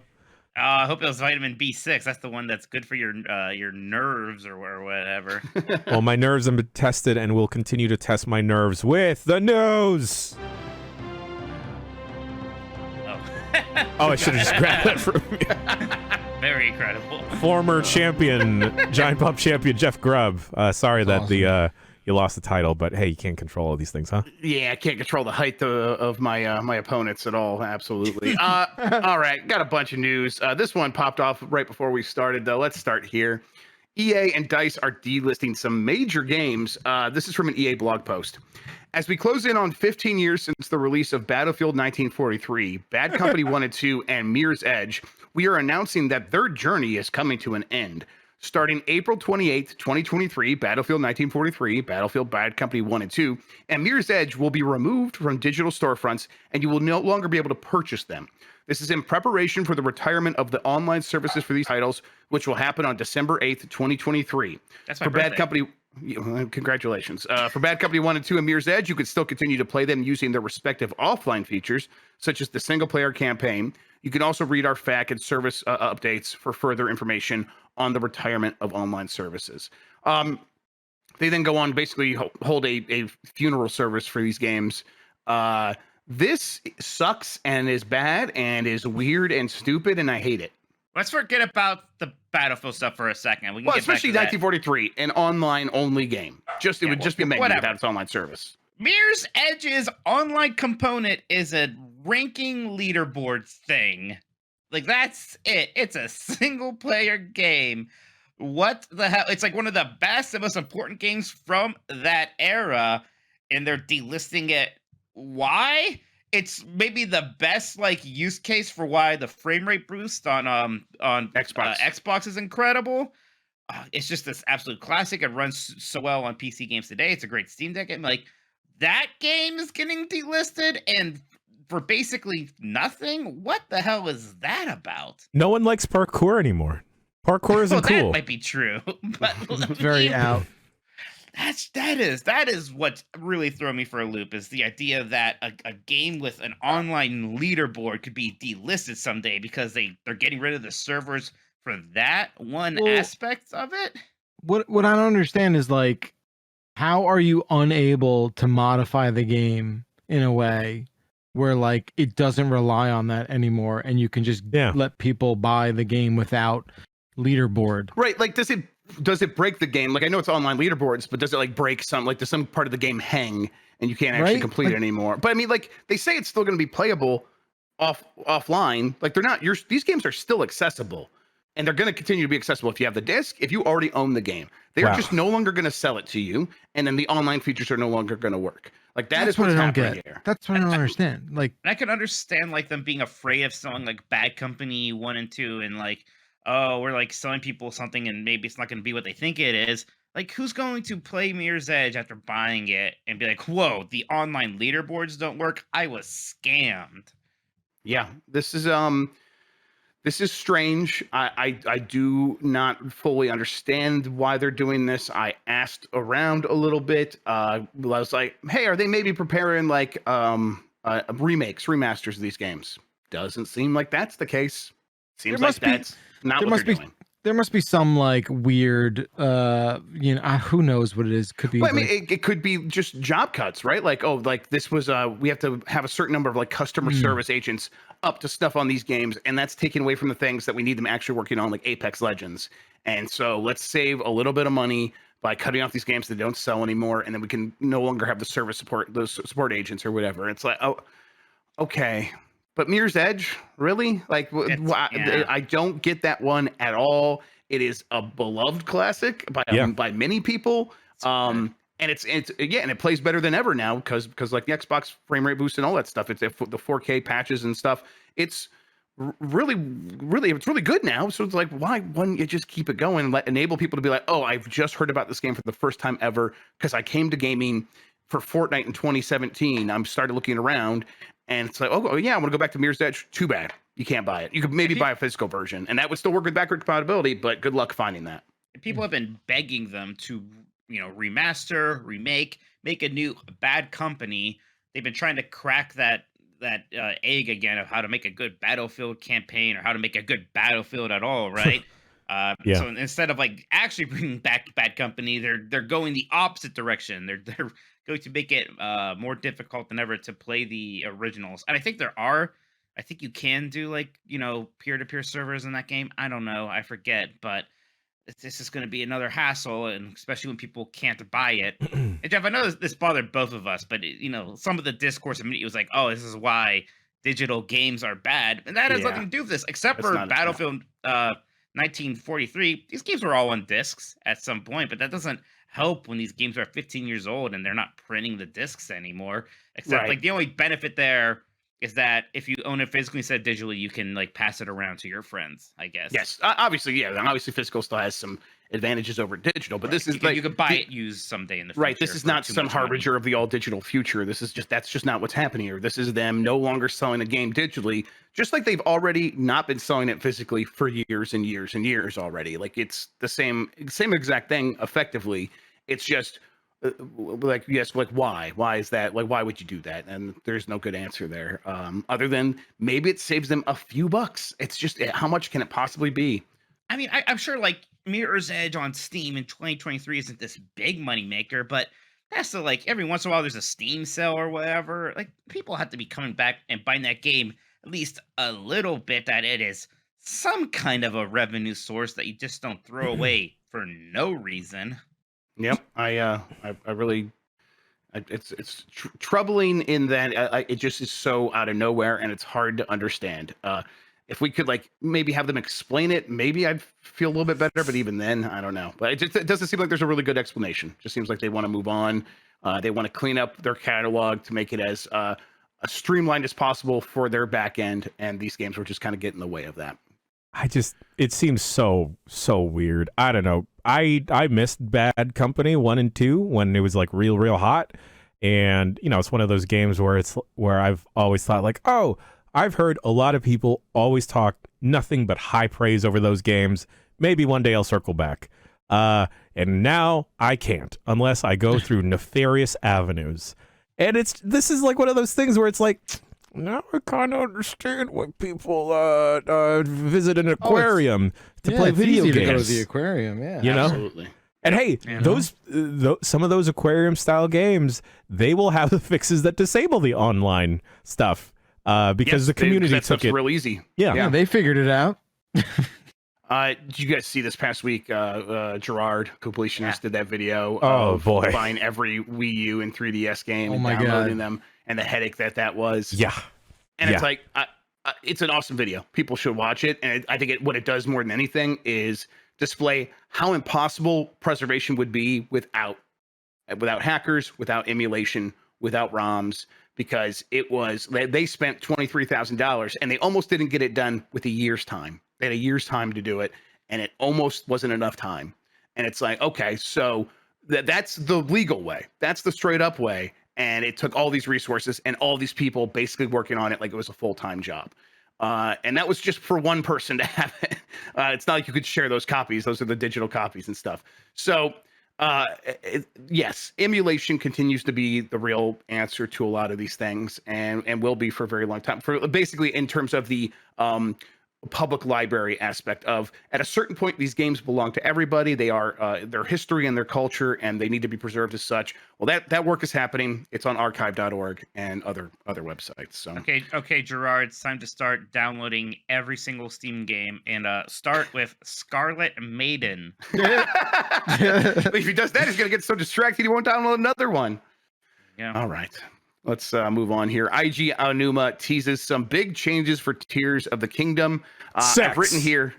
Yes, it's just a straight up sex game now. He's like, Link's got a big boner. They're getting rid of all the sex in movies, right? Everyone's mad about that, but they're just dumping it into the game, so it's okay. It's a beautiful thing. I've written down here, am I desperate for information about this game as we are now 2 months out, and that's why I'm including the story in the news? Yes. What is in this game? Well, according to Aonuma, who's the longtime Zelda producer, obviously, it is Breath of the Wild, the sequel to that, crammed with a ton of new mechanics. Here's a quote from him via Google Translate, so keep that in mind. Yes, crammed. In the previous game, Breath of the Wild, you were able to experience the new world of Zelda where you can go and do whatever you want. But in the sequel, Tears of the Kingdom, you will be able to play a new way of playing that will change the game world. I crammed it in. Damn it, I crammed it in. I am sure that everyone who voted will feel a fresh surprise, and this is him responding to getting voted most anticipated game or whatever. Voted. Yeah, so I hope you can enjoy the unknown Hyrule as you like. Thank you. To me, this sounds like them saying, again, I'm desperate here, so that's why we're talking about this. Sure. To me, it sounds like this is going to be that Hyrule map that we got the last game. Obviously, there's some stuff happening up in the sky, but they are going to just completely fill it with all kinds of new stuff to do. And to me, that sounds really promising, although maybe it also might feel like, oh, the sparse world of the last game actually had some charm and appeal to it. I hope they don't sully that or spoil it with this game, but also I'm open to anything at this point. It's going to be 5, 6, 7 years when we finally get it. So yeah, I don't know. Do you guys, does this quote do anything for you guys? It sounds like they added gentrification to the world of Hyrule. Yeah, a lot of Whole Foods now. Listen, I mean, listen, it was really dilapidated before. Someone's finally doing something to get that place together. You know, they're trying to draw people into the community. I get it. Exactly. Yes. It sounds like a stupid word to say that I'm concerned this game is just going to be Breath of the Wild 2. But Breath of the Wild is one of the best games ever. But, that longer development time than I was anticipating, it does have me feeling like, yeah, this is going to be the next big new Zelda. Right. You can't just be Majora's Mask, even though Majora's Mask is very different than Ocarina of Time. This can't be, because Majora's Mask took, a year and a half, if that? So. What are you saying, Mike? What do you think I'm saying? I don't know. That's why I'm asking you. What I'm saying you is spoke. I'm like, what does he mean by that? And there, I mean, yeah. I don't want to be playing this and feeling like, yeah, this is Breath of the Wild again. I want like big differences. I want Sure. to be blown away by these big mechanics. I don't want it to just be Breath of the Wild, but with some sky areas and Banjo-Kazooie nuts and bolts. I Okay. want to be like, oh wow, What there if it are was- like these giant dungeons now, or like this sky stuff is much more elaborate than I thought it would be. I Okay. don't know. Is that And I don't enough? necessarily need it to be spoiled for me. Like I get like the marketing doesn't need to spell it out for me, but this game's coming out in 2 months, and my expectations are like non-existent to the point where with expectations also comes hype, and maybe you don't need hype. I'm not feeling the hype that I should for Tears of the Kingdom, and it's kind of weird. Is it because you're scared? You're scared of getting let down, Mike? I think so. Well, I'm always scared of Okay. many things. Terrified creature. Apples, Yeah. right? Never having a new Mega Man game. No, And yeah, Tears of the I Kingdom kind letting of me down. I get that anticipation because I feel that way with like a lot of titles from Square. It's like, it's not gonna stick the landing. It's not gonna stick the landing. They didn't stick the landing, but this guy talks about chaos a lot. Yeah. But I think Mike, you're more hyped for Final Fantasy 16 than Breath of the Wild Oh, yeah. 2, right? Well, I played Final Fantasy 16. That helps. That there, helps. but Yeah, totally. Even without that, yeah. But I had a good idea what that game was, and they did that thing where I and other people went and played some of that game, and we were able to tell people what to expect with that. And And they did not shoot the messenger at all. no, not at all. No one got mad at me for saying that it's like the new God of Wars. But I just need a little bit of something here, and I don't know. I guess I'm still expecting them to do a separate direct for Tears of the Kingdom, but I gotta have something. I feel weirdly hopeful about this one though, and it took me a while to eventually warm up on Breath of the Wild. Initially, I did not enjoy my time because I hated the wet climbing, hated the weapon durability. Love what? Yeah, love it. But then, as soon as you kind of get into the flow of the game and figure out how the stuff works, it's like, oh, this is great. We should do more of these games. That's like, okay, if that's what I get more of, plus like nuts and bolts crap. I don't know. Give me the motorcycle to go. Give. No, he could just fly now. Link can fly. Yeah, just throw in just random man cannons from Halo into the world of Hyrule. I could get down with that. It is strange though, because it's the idea was we're going to reuse this map and probably a lot of the assets, so this game will be developed a lot quicker. And this is the longest gap between mainline Zelda release ever. Really? So what? Yes. Yeah. So what the hell did they do with this thing? And that's not me being like, what are you? It's optimizing. Definitely. I think yes. This was the first one actually made for the Switch. I'm not too worried about performance. This game's only 400 megabytes. I'm telling you. I'm worried about performance. It's a late Switch game. Oh, I was able to 30 give the first one a lot of slack on performance because it was still novel playing a game like that handheld. But it's going to be kind of a bummer if I'm. They also updated that one, so it does run a lot better now. So I haven't played it really since it came out. So I guess I'll have to go back to it. So yeah, but I'm going to be pretty bummed out if I'm playing this thing and it's like that unstable frame rate. That's maybe not. I tell you what, certainly can't be as bad as Scarlet and Violet, I guess. That experience is still terrifying me on every future Switch game now.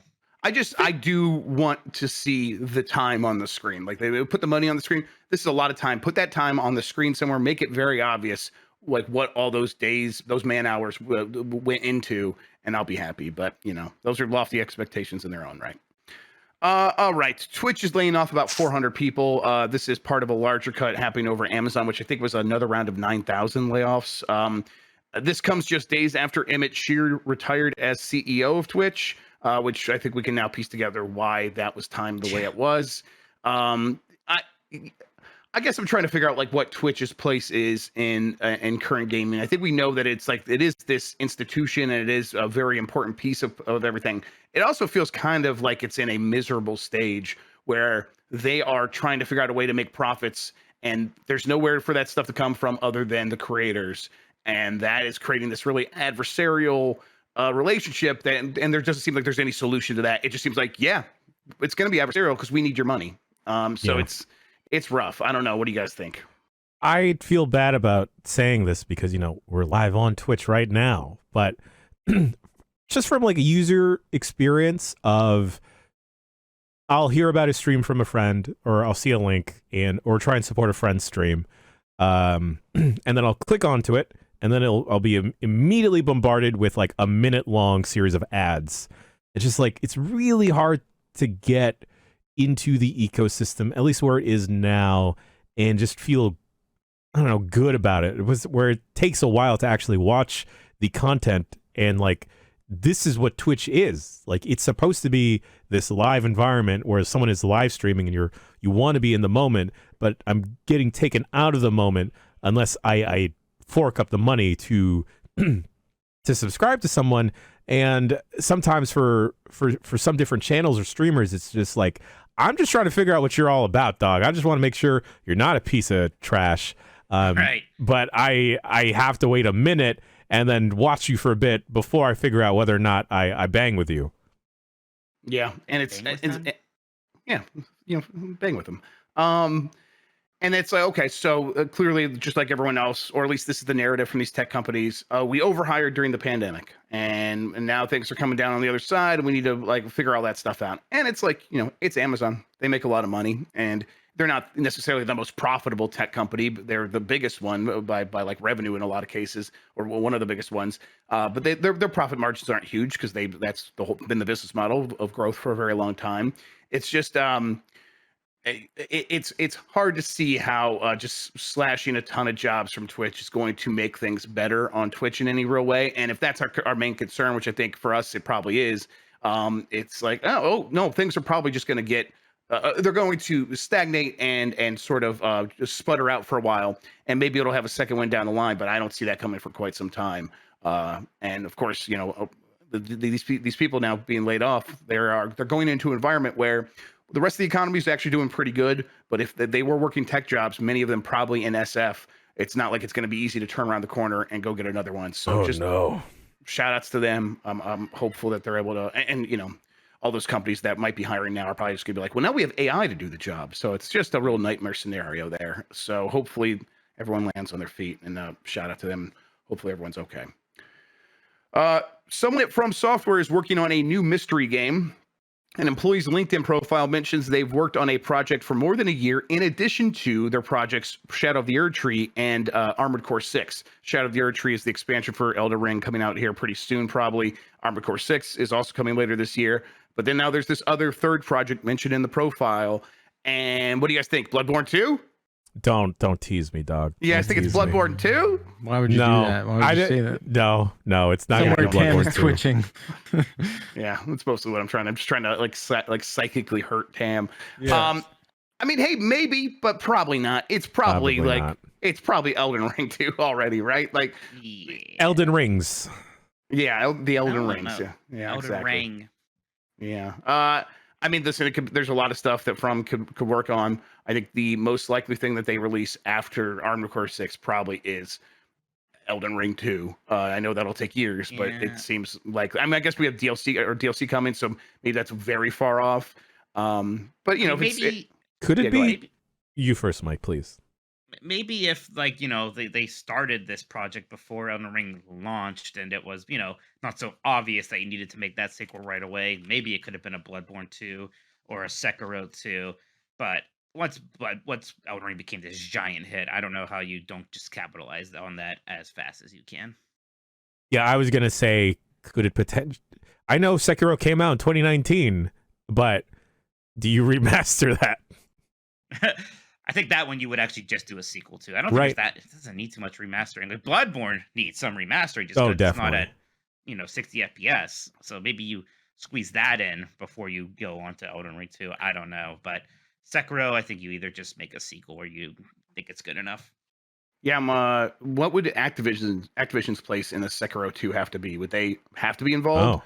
Or is From outright owns?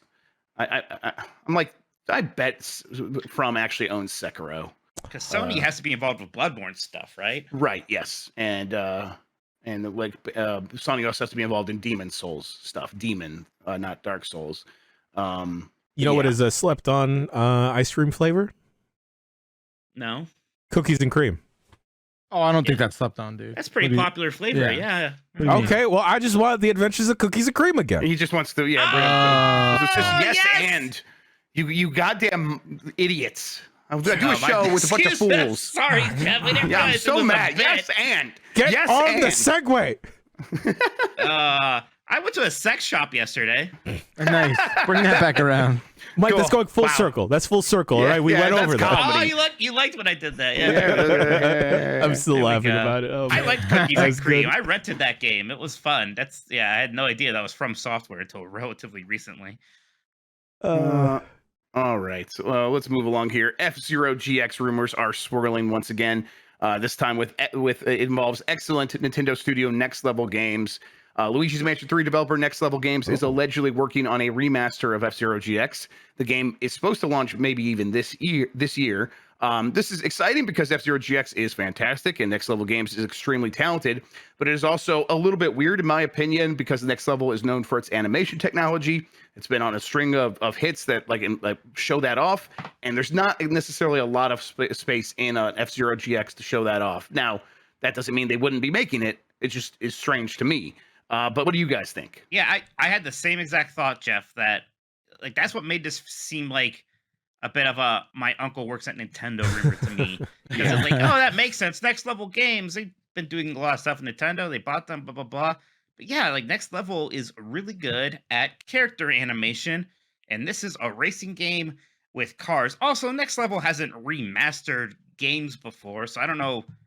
I don't want to say just anybody can remaster F-Zero GX, but you can get like a bunch. There's options there. Yeah, I don't know why you get your A team, and like right now, to me, Next Level is an A team.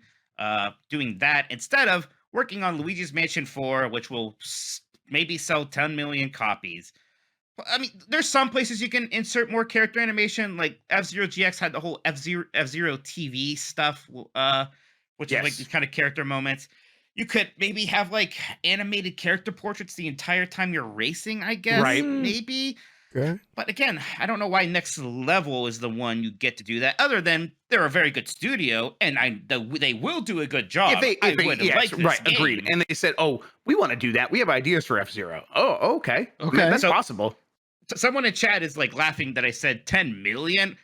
Yes, Luigi's Mansion 3 has sold 11 10 million copies. copies. 11 Hell million yeah. copies. Yes, it Yeah. has. How I'm Proud of every one of How those dare copies. you laugh at Luigi's Mansion in 10 million? Yes, it sold 11 million copies. This is why whenever a new game comes out and they're like, it sold 10 million copies over its first year. Oh, well, okay, Luigi's Mansion numbers. Yeah, that's pretty embarrassing compared to that. Right. So Yeah, again, go ahead. not to call anybody out there, but again, like why don't you just have that studio make the next one of those? It's like the Elden Ring thing. Like, yeah, make Elden Ring 2, get that money again. Luigi's Mansion 4, you start making that now. Maybe it comes out, year 2 with the Switch 2. That's a good time for it. So I don't know. It just seems like a weird choice for me. Yeah, but the Luigi's Mansion sales thing's just a meme for me at this point. That's why. Yeah. That's why I Well, went because hard we on always it. use it. It's our barometer for Yes, like it's our is something sales a barometer. big It's so funny. success. Yeah. Yeah. I mean, I'm hopeful, but I guess there are those cutscenes in F-Zero GX, and maybe they're going to redo that, and they take that work and they put it into some new F-Zero, and that's why they want to do this, or maybe they just have ideas and it has nothing to do with it. Maybe they're like, oh no, we conquered animation, we're going to do something else, or the really good animation team is already working on Luigi's Mansion 4. We have all these other people that could be working on something else in the meantime. Yeah, there's a lot of reasons why it could still make sense. Let's stick with Nintendo here. Nintendo and Activision. Apparently, Activision was making a Donkey Kong game a couple of years ago. This rumor that came from Family Boards, which is now a pretty popular place to find these kinds of rumors. It claims that around 2016, Nintendo partnered with Activision to have the latter's vicarious visions make a Donkey Kong 3D platformer. Word is that Nintendo and Shigeru Miyamoto in particular were happy with the project, but for some reason the game was moved to Nintendo EPD Tokyo in 2018, where it is allegedly still in development. This lines up with some previous rumors that we've heard about, that being the Mario team working on a Donkey Kong game. It also lines up with some circumstantial evidence. There's a Donkey Kong featured prominently in the movie that is likely going to lead into a standalone Donkey Kong spin-off movie, potentially. Donkey Kong is also the focus of the first expansion at the Super Nintendo Land in Japan and Orlando. So a Donkey Kong game makes sense, right? I didn't realize they were going to Oh, put so much faith in Donkey Kong. Yeah, Well, he can handle it. What do you mean? Well, I don't know. It just like he feels like the forgotten son sometimes. Just like, You oh, think so? we got this Kirby, we got this Luigi's Mansion that sold 10 million plus copies at this point. Yeah. The Switch generation sort of left him by the wayside, right? A little Well, bit. he just kind of fell through the cracks because that was Retro who was making the new Donkey Kong games, and they got caught up having to make Metroid Prime 4 after the sort of initial run at that went wayside. So I could see why Nintendo would then be like, hey, we need a new partner to make a Donkey Kong game. I guess, it's weird they went to Activision, but let's say that they did, and then it's pretty easy to see why Activision would back off because they backed off of everything that isn't that wasn't Blizzard Call or of Duty. Call of Duty. So then I guess it goes back to Nintendo. No, Jeff, we've been hearing other rumors that the Mario team has been working on a Donkey Kong game for some time. Is this like that same rumor? Yeah, apparently it sounds like this would be that. Now, Interesting. obviously, Oh. not all of those rumors perfectly line up. In the past, we've heard that 2D or that was a 2D game, and this is supposed to be a 3D game. But also, even at the time, people are like, "Oh, I think it's actually a 3D game." So who knows? There's a lot. It's a lot of spotty stuff out there. It's hard to know for sure. I'll say that at first blush, this sounds pretty wild. Nintendo going to Activision. But if you look at Nintendo's history, I mean, most recently going to Ubisoft and partner or having Ubisoft come to them, however it actually worked, make the Mario plus Rabbids game. But then in Japan, Nintendo works with all kinds of third-party publishers. Koei Tecmo works on Fire Emblem games, and Bandai Namco is basically the main developer on Super Smash Brothers. What is this? Ultimate. Yes, and it's like you go down the list. Like, there's a lot of partnerships that Nintendo has like that. Why not keep expanding that? What do we have? Well, Donkey Kong, we're not doing anything with that. You have some really good 3D platforming developers under your house, Activision. Why don't you have one of them make something? I mean, Vicarious Visions making that game, I would absolutely love that. It's better than their fate of just getting absorbed into Blizzard and having to be the team that actually ends up making a good Diablo 4. Yeah, they kind of became the Diablo support / maybe main studio now. Yeah, basically like filling in a lot of those gaps over there. And hey, Diablo 4 seems very good, so good for them. But there is no more Vicarious Visions anymore. Rest in peace. If this is happening, do we hear about this at like the next summer showcase, or is this like they announced this as like something to go along with the Switch follow up? I don't know. Didn't Doug Bowser say they have a good slate of games coming still for the original Switch? There's got to be a couple more things we were going to hear about. Maybe it's this F-Zero thing and this. I don't know. I would like to play it sooner rather than later, but I think we're probably going to be waiting a little bit longer for something like that. What do you do in a Donkey Kong game? Like if it was you get like bananas and you bop enemies with your butt. Yeah, did you play it, Donkey Kong Country, Jam? Come on. Only an arcade Jam. pit. Only an arcade pit. Donkey Kong Country. That's like one of the best selling Super Nintendo games was Donkey Kong Country 1. It was a big deal then. It's a big deal. Jam played Donkey Kong 94 for the Game Boy. Oh, okay. Easy. It starts off just like the arcade game, and then it's no longer like the arcade game. And if they made it like that, I guess where you're playing as Donkey Kong instead, because that does sound like what this is. But in that game, you play as Mario. But yeah, go play that, and then just build a 3D platform based on that. I've asked for that a million times now. Everyone is sick of it, but that's what I want. I think I'd like to see a real gritty interpretation of Donkey Kong. Sure. Donkey Kong X-Zero. Ooh, like Ape wet, Out. Give us a wet interpretation. Yeah. Just You remember that jazz game Ape Out where you're just like, it's like Hotline Miami, but you're an I ape? fucking love Ape Out so much. God. Do that. Yeah. Oh, that was great, Ape Out. Yeah. Oh my god, I forgot about that.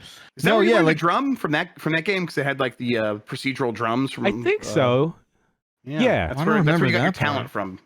It had like it had like the, I don't know what the word is, but like procedural music thing where it's like as you are doing action as the ape, the music and the jazz is like really picking up, and the drums like whenever you hit someone, it's like whoosh, and it hits a crash That was like or whatever. it was like real high contrast, right? That game. Oh, was yes, like totally. Yeah, okay. Good game. No, yeah, like give me like if Kratos was Donkey Kong. I want to see. yeah. I want to see that. You want Sonic Unleashed? Yeah, exactly. Have that relationship, have that dynamic. And I don't know, give him the Blades of Chaos too while we're at it. Yeah, no, you could be like, shoot him, Diddy, and Diddy instead of having a bow and arrow just has his peanut gun. Exactly. Or he's just holding his barrel. He's like, I can't do it. I can't do it. You know, like Bananas of something Chaos instead. Yeah, hell yeah. Bananas. Oh my god. Someone please Photoshop this. Yeah, just the nunchucks. Yes, Come absolutely. on. Shoots, yeah. It's Writes gonna itself. hurt. You are not ready. Yeah.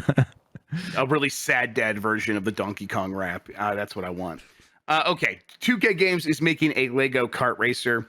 Lego 2K Drive is apparently in the works and is apparently even in beta testing. It is a PvP multiplayer racing game. Don't ask me why I wrote it like that. That's an insane way to describe a racing game, a PvP multiplayer racing game. Like Mario What's Kart. wrong with you? I don't know. This is a real weak point for me today. I deserve to be criticized. Yeah. Like Mario Kart, vehicles transform automatically during races depending on the terrain. So if Whoa. Like Mario Kart, what you described right there is literally Sonic and All-Stars Racing transformed. Okay. Sure, which is incredible. I didn't know you were a Sonic racing game freak as well. Okay. Oh, that is actually still my most played Steam Deck game is Sonic and All-Stars Racing Transform. That game rules. It's good. Be honest, is it better than Mario Kart 8? No, I mean Mario Kart 8 is the premier, but it's probably right under that in terms of kart racers.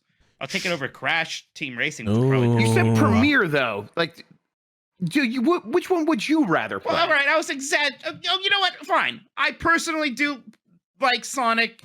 I always want to say Sonic and Sega All-Stars Racing Transform. It's just Sonic and All-Stars Racing Transformed. Aside from the awful name, yeah, I would rather play it than Mario Kart 8. There, you made me say it. Are you happy? Yes, I'm much happier now. Thank you so much. Continue reading a press release, you shell. All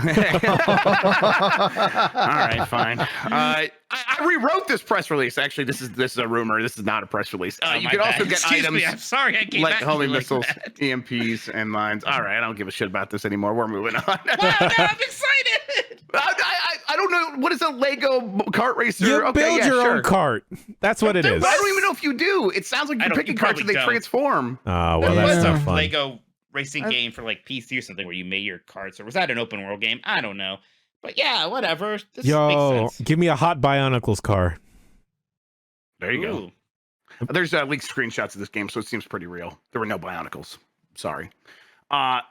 After apologizing to Jan, let's apologize to Mike because apparently there's no sex in Starfield. Starfield gets an 18+ rating in Australia. It has moderate impact themes and language, strong impact violence, very mild impact nudity. Sorry. Okay. Very mild impact nudity. Does Australia uses the word impact in a way we do not? I don't understand. Like, yes, they're just like, listen. I don't know. We're gonna have to ask Australians, but apparently it's the impact of the nudity is very mild. High impact drug use.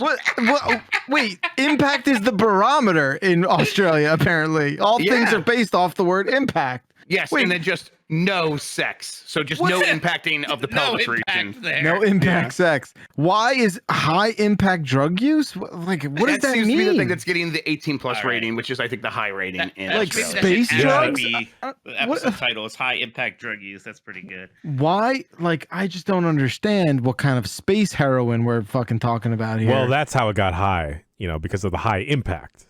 So much. Okay, right. Wait, we gotta stop the show. All right. What? Are you okay? From the desk of Wario 64. Who pulled it out? Okay. From the desk of Wario 64, EA has made a correction and does not plan to delist Mirror's Edge after all.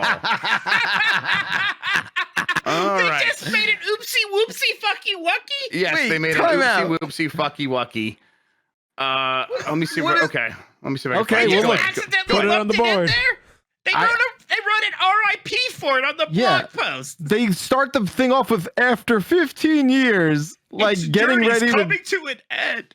What? They're backtracking. They did not make a typo. This is totally like them be like, wait, why are we doing this? Like, we told you didn't have to. Do you think it was the reaction? You're like, well, save us money. Like, it we was told the you wouldn't save you Bombcast. anything. Okay. You think we did this? Yeah, someone is listening right now. They're in Redwood City, right? They're near me. They're like, oh dang, we don't want to fumble the bag with the Bombcast. Okay. All right, I'm trying to find this, like, where it actually says this. But let me just real quick. Okay, so Mirror's Edge Catalyst continues to be like a catalyst inside EA, where like that was the sequel to Mirror's Edge, and they put a lot of money into it, and then they released it kind of like to wet farts. And the game is a bit of a wet fart, but it's also like it should have done better than it did based on the hype that people have for Mirror's Edge. And EA is resentful towards that game, towards fans, for putting it in a position where it's like, we thought you wanted this, and it doesn't seem like you actually want this. And so there's a million conversations people have like, we didn't want it exactly like this, could have done a little bit better, whatever. EA still holds that grudge. And so I think maybe internally, when Mirror's Edge comes across a thing and it's like, thumbs up, thumbs down, the Roman Emperor, I think there's a good chance people are like, oh, Mirror's Edge is a thing that we're all frustrated at still, thumbs down.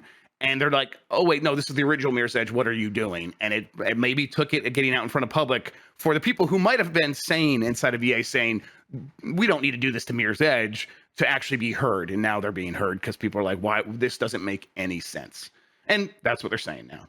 So that's it. But the other games are getting clapped. Yeah, and that still sucks. But, it always, like, that happens before. We've seen that happen with these games that have big online components getting delisted. It sucks for the Bad Company games because they have these, campaigns. Good, campaigns.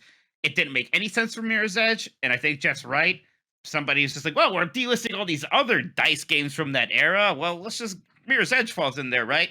And somebody was probably like, actually, we probably shouldn't, and it wouldn't be. And then they're like, shut up, nerd. We're going to do it. No, they put on the Bombcast every Tuesday morning and afternoon for an all hands, and they're like, well, what are these hooligans going to talk about this week? Oh, yeah. Mike's on. Oh, cool. Yeah. Oh, great. Oh, you went to a sex shop. Oh, my God. You're all welcome. I saved Mirror's Edge. Mike, you did it. Yeah, exactly. So all they've done on this blog post is just straight up nuke any mention of Mirror's Edge. I don't see a correction anywhere. Maybe they've issued one separately, but on the blog post now, it's just anywhere where Mirror's Edge was, it is no longer there. If you Control F5 or Control F for Mirror, it's nowhere there. So they've just removed that, and I guess it's staying up. So you really just got to look at yourself, Grub. Yeah, that's true. You're right. They accidentally checked off Mirror's Edge in like the checkbox of like when we kill a game template. And that happened, and now it's an oopsie, and you undo it, and that's all.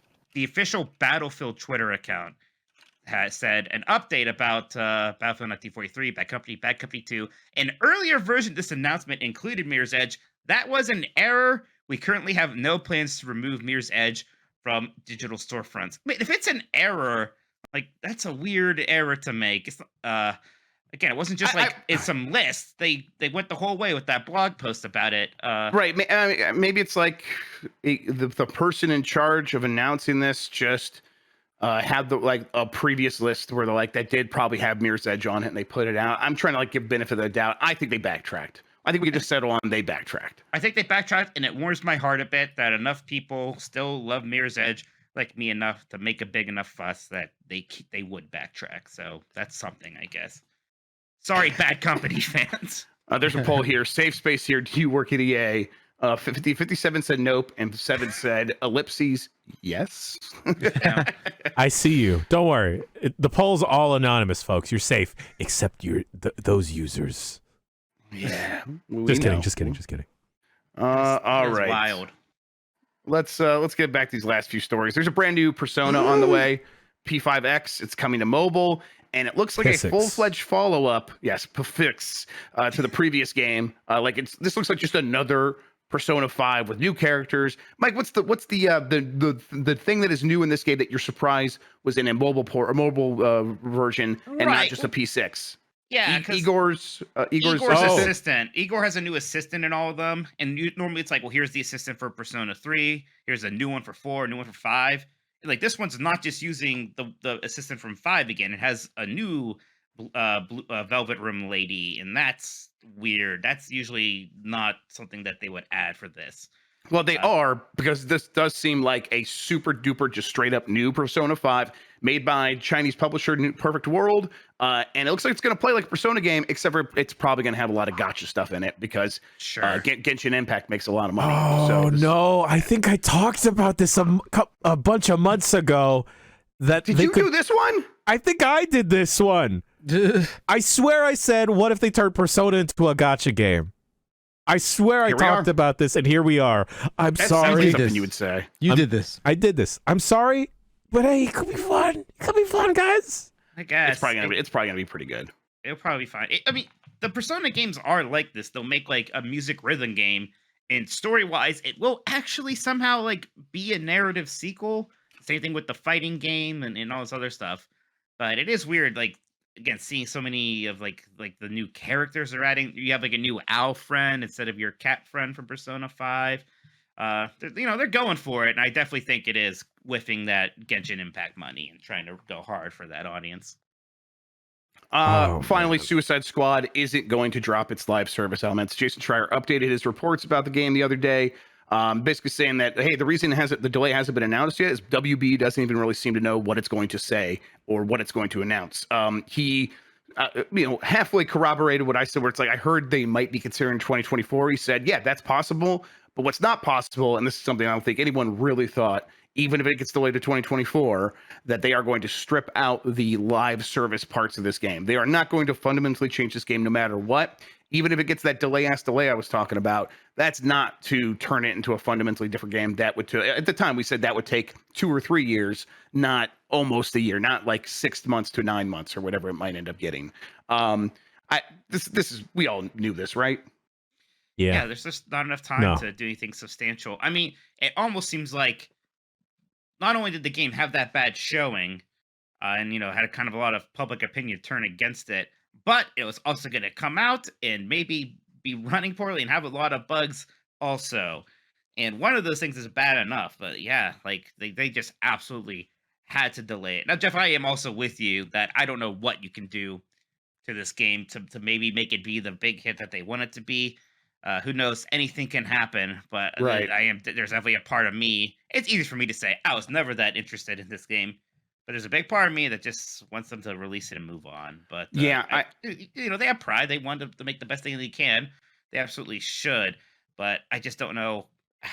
I just don't know what you're going to be able to do in a year aside from polish things. I don't know if polish is necessarily the problem here. Right, and apparently it's not. I was talking to Andy at VGC over on their podcast in the latest episode. He's like, what I'm hearing is they're really confident about it internally in terms of the way it plays. They say it's fun to play. Okay. And looking at the gameplay, it's like, this looks like Crackdown. Crackdown's fun to play too. You're like, yeah, I'm with you on that. Maybe this is like a really good one of those. It's Rocksteady. I wouldn't be surprised by that. I wasn't hearing people complain too much about the way that stuff looked. It was the way that it's presented, right? It's presentation, and then it's all the stuff that is the menu barf of like, here is plus 2% to Batman infused enemies, and I think people's like, it's like an early showing of Jaws, and people see the shark not working, and they're laughing. And it's like, this is supposed to be scary. They're laughing at the shark, and that's what they're doing. It's like, well, maybe this still turns into Jaws, and the John Williams music comes in and fixes everything. It's like, I just don't know if there's John Williams music waiting in the background for this game, right? Probably not. No, maybe maybe they can release a fun rap song. What does people mean that there's an AI Grub and AI Mike Minotti in the doc? Somebody got Bing to write a romantic fan fiction of me and you in the Google Doc. I bet I know who that is. Jeff couldn't help but admire Mike's charisma and intelligence as he spoke.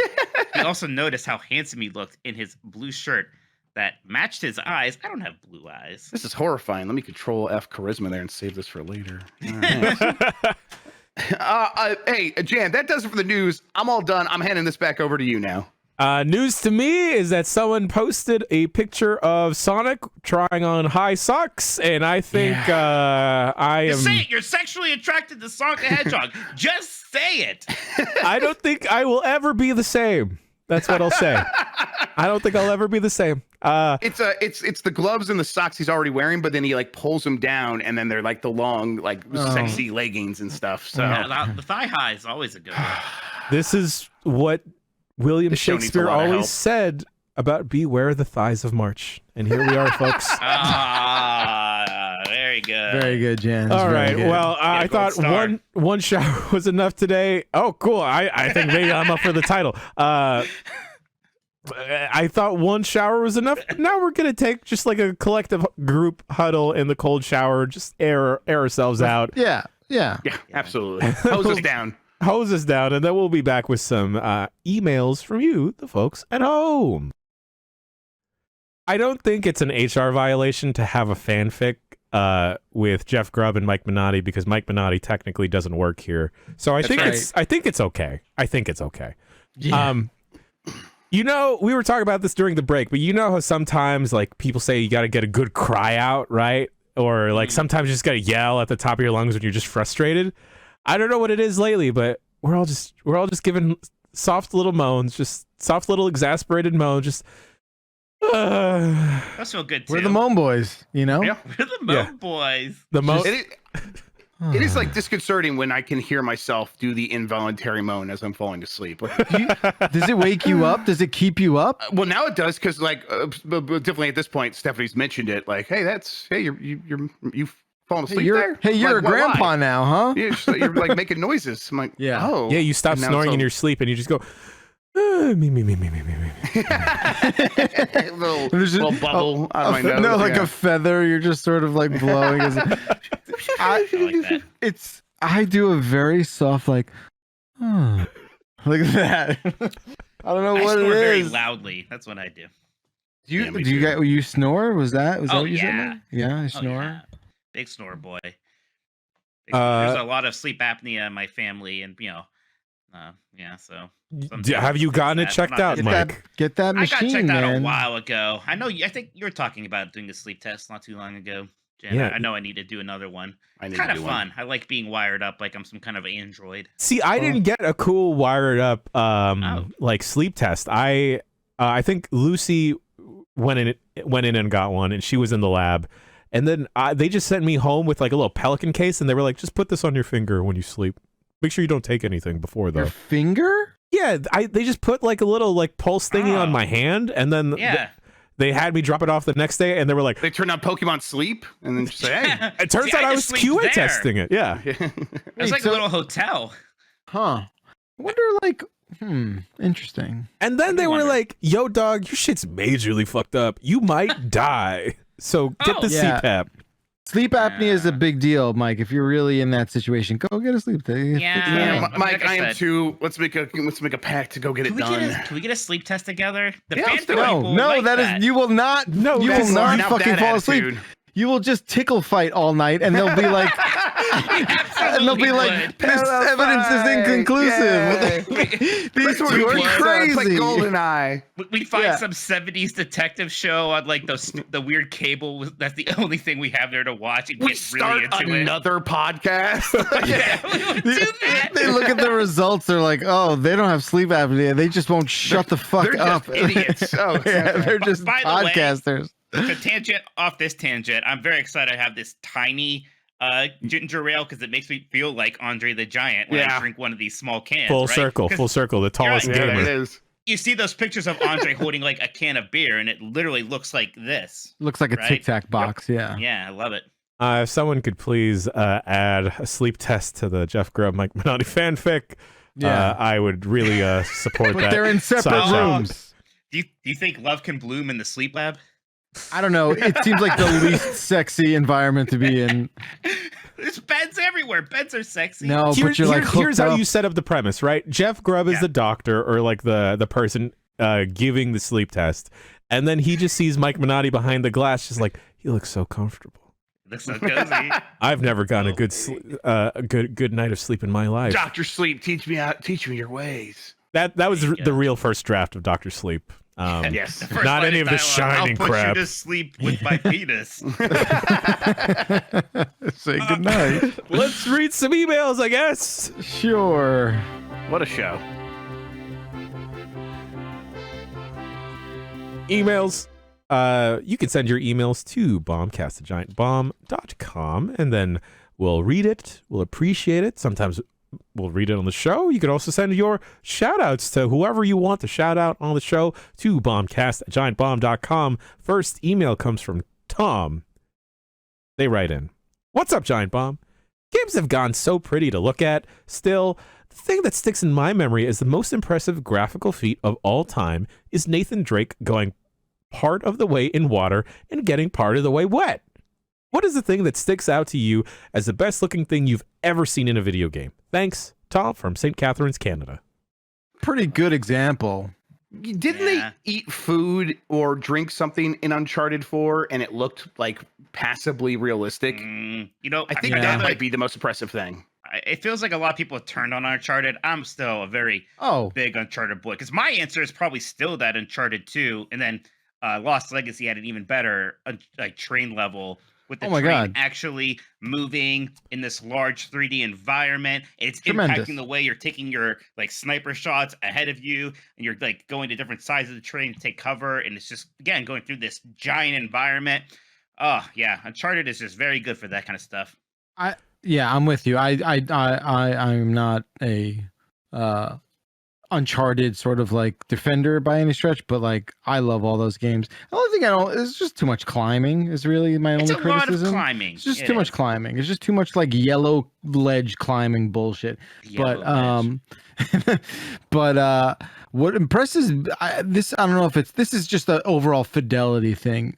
I remember playing GTA 4, and one scene I was playing one of the three characters in flip-flops, and I was like headphones, and I just heard like the really accurate flip-flop noise, and I was just like, oh wow, there's a certain attention to detail here that's like really putting me in the zone. And then also like the barreling, like I don't know, you ever like if you're like half a mile from a highway and you can hear like, you know, the big trucks with the axles like, you know, howling down the highway in the distance, like that's a very specific sound.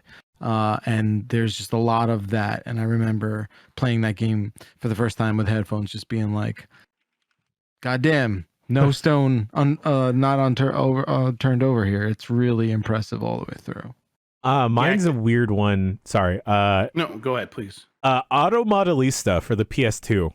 It was a cel-shaded racing game, and I thought at the time, like, oh my god, I'm playing a cartoon. And then I continued to play the game, and it was really difficult for a child. That's on my. I think that's on GameCube because I think that's It is on my GameCube. Yes, that's definitely. on my to get list for my collection as auto because there's not a lot of good like GameCube car racing games. There's a lot of weird racing games for GameCube that are cool, like Kirby's Air Ride. Oh But hell in terms yeah! of like I'm driving a car, your options are a lot more limited. Is there no Burnout game on the? There's Burnout 2, and that's Oh. cool, but it's like I kind of want to be playing Burnout 3. But at Yeah. that point, they weren't Of course you do. porting as many things. Yeah, obviously. You have the Need for Speed games, and they're cool, but like Need for Speed Underground 2 is this really ambitious open world racing game, and that's neat. It also runs at like, 20 something frames per second because it's pretty early to be doing that kind of big game. I think for me, the tech moment in games that stuck with me for the longest is definitely the first time I saw a GIF of spin tires, which is now Mud Runner and Snow Runner. And it was just a big truck tire, like digging into mud and flinging the mud backwards and leaving this perfectly realistic trail, and the mud was getting crushed and moved out of the way with realistic deformation. And I was just like, I've been waiting my whole life for this. I know it's like, to me, this is what I come to games for. I want this interaction between a tire and the ground to look and feel right. And they nailed it. And here we go. And I've been playing those games ever since. So, yeah. What was that first 360 NBA game? And it had like the sweat Oh, and yeah. like the jersey physics. And it Sure. was like, whoa, this is the next generation. Like, Yeah. yeah, even like that looks like what the NBA games probably look like now, really. But in my mind, I was like, oh, we did it. This is perfect. Yep, totally. I take my answer back, and I want to re-answer it by saying genital jousting. All right. Next email comes sent from my iPhone. Sorry, I didn't get the emailer's name. Hey, Bombcast. Oh, here it is. Brandon from DC. Longtime listener, longtime emailer who never gets emails read. Lol. Well, surprise, Brandon. There There you it go. is. I was thinking about Mario and Sonic games lately, and clearly Why? the Mario team makes extremely well-made games in comparison to the inconsistent Sonic team. What would you think a Nintendo Mario team-produced Sonic game would be like? Thanks, Good. Brandon. Sent Fun. from my iPhone. I said this. I think Super Mario Odyssey is one of the best Sonic games. Explain. Yeah, what do Because, you like, mean? You could do a kind of a spin roll. dash in that game. Exactly. And that builds Yeah. up your momentum. And, like, that game, a good chunk of it, or at least how I wound up playing it, was all about running fast. Here's how Nintendo would make it good: is it would actually be smart enough to slow Sonic down a bit. Yeah. Like you still give him a running animation that makes it like seem fast. You do a lot of tricks to make it seem Yeah. fast, Mm. but it's still a 3D platformer that requires precision and being able to see what's happening.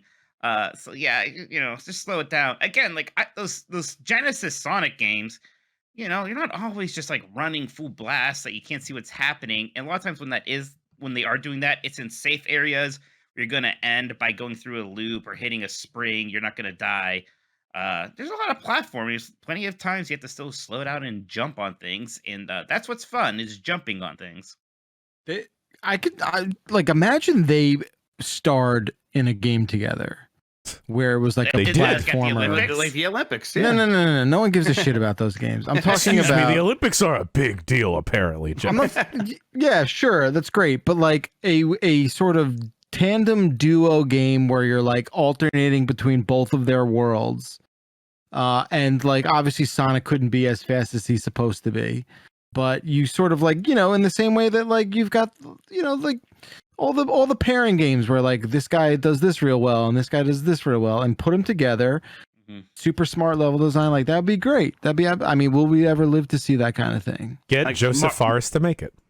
There you go. Yeah, you play both at the same time. I like the idea Mario just gets teleported into Sonic's world and it's like way too colorful and he just starts puking, getting incredibly sick. Totally. Wait, which world? Like classic Sonic world where there's a lot of like robots and animals, or like like Chemical Plant where he's just like, you've been fucking running in sewage. Or Sonic 06, the Sonic 06 Final Fantasy world, sure, yeah. Yeah, the Final Fantasy world, that'd be good.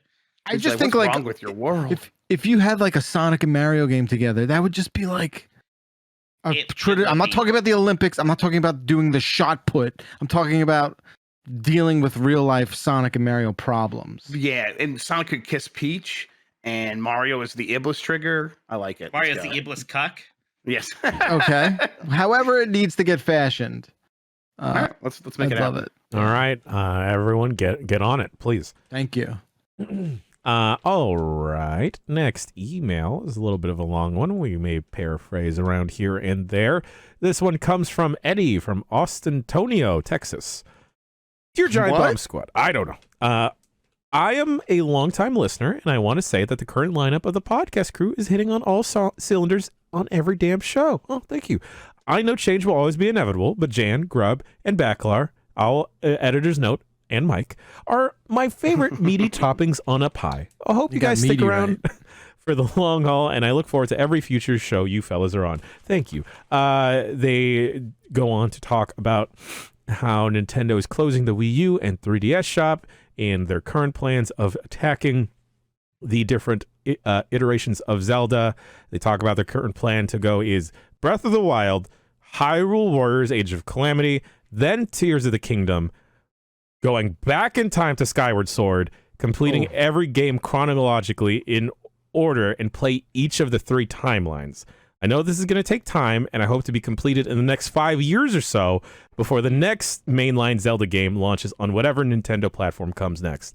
I'm going to hijack this email.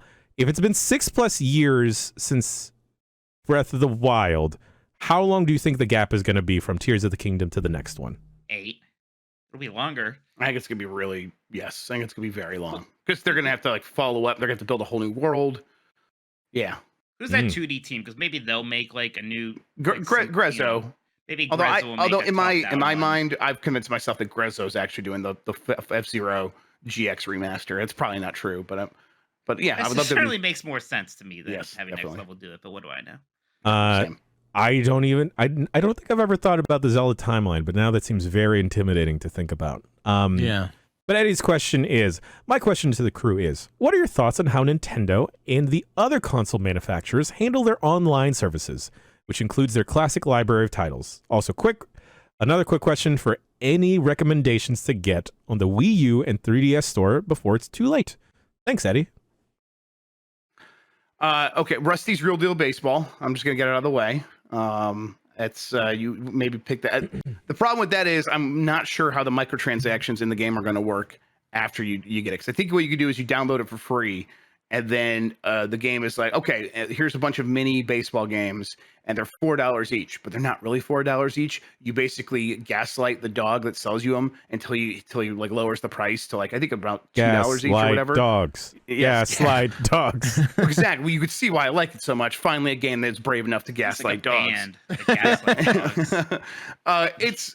It's actually surprisingly fun. It's also like from this weird time when Nintendo was doing kind of a lot of things where it was like we're gonna have you talk to a character in a game, and that's where you're gonna spend the money. They did this with Street Pass games as well, where they had the bunny that you could like talk to, and they would lower the price of the game so you could buy all the extra Street Pass games. It was weird. But yeah, Rusty's Real Deal Baseball, and then like stuff like Pushmo. I think it's pretty good. Go get a Pilot Wings 3D Resort. I actually like that game a lot. Yeah. Things like that. On 3DS, I think that all those Sega 3D classics were actually pretty cool. That was those are some really neat ports. Definitely Streets of Rage 2 and what's the racing Outrun. Thank you. Outrun 3D is so good. It's one of my favorite things ever. Yes, absolutely.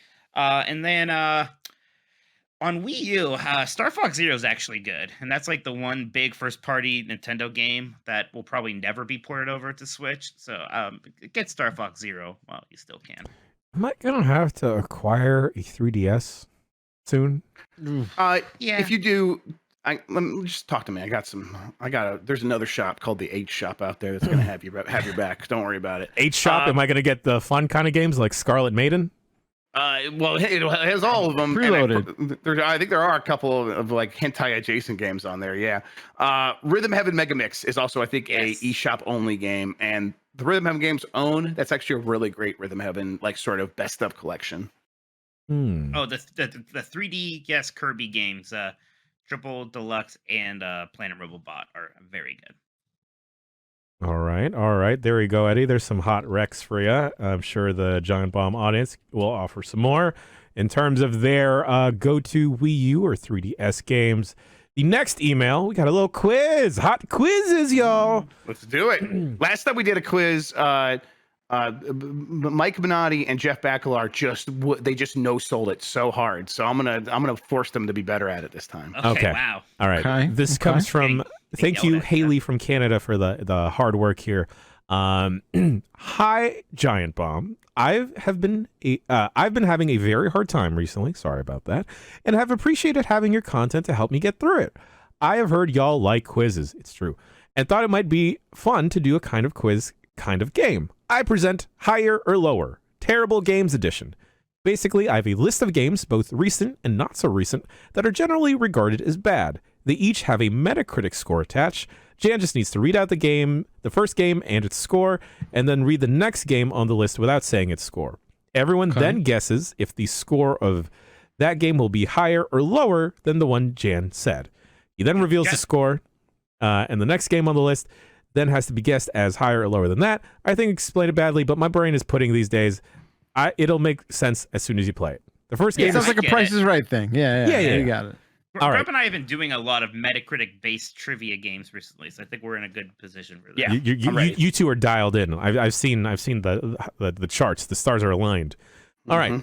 The first game to start everything off is Tomb Raider: Angel of Darkness for PS2, which has a 52% on Metacritic. Okay.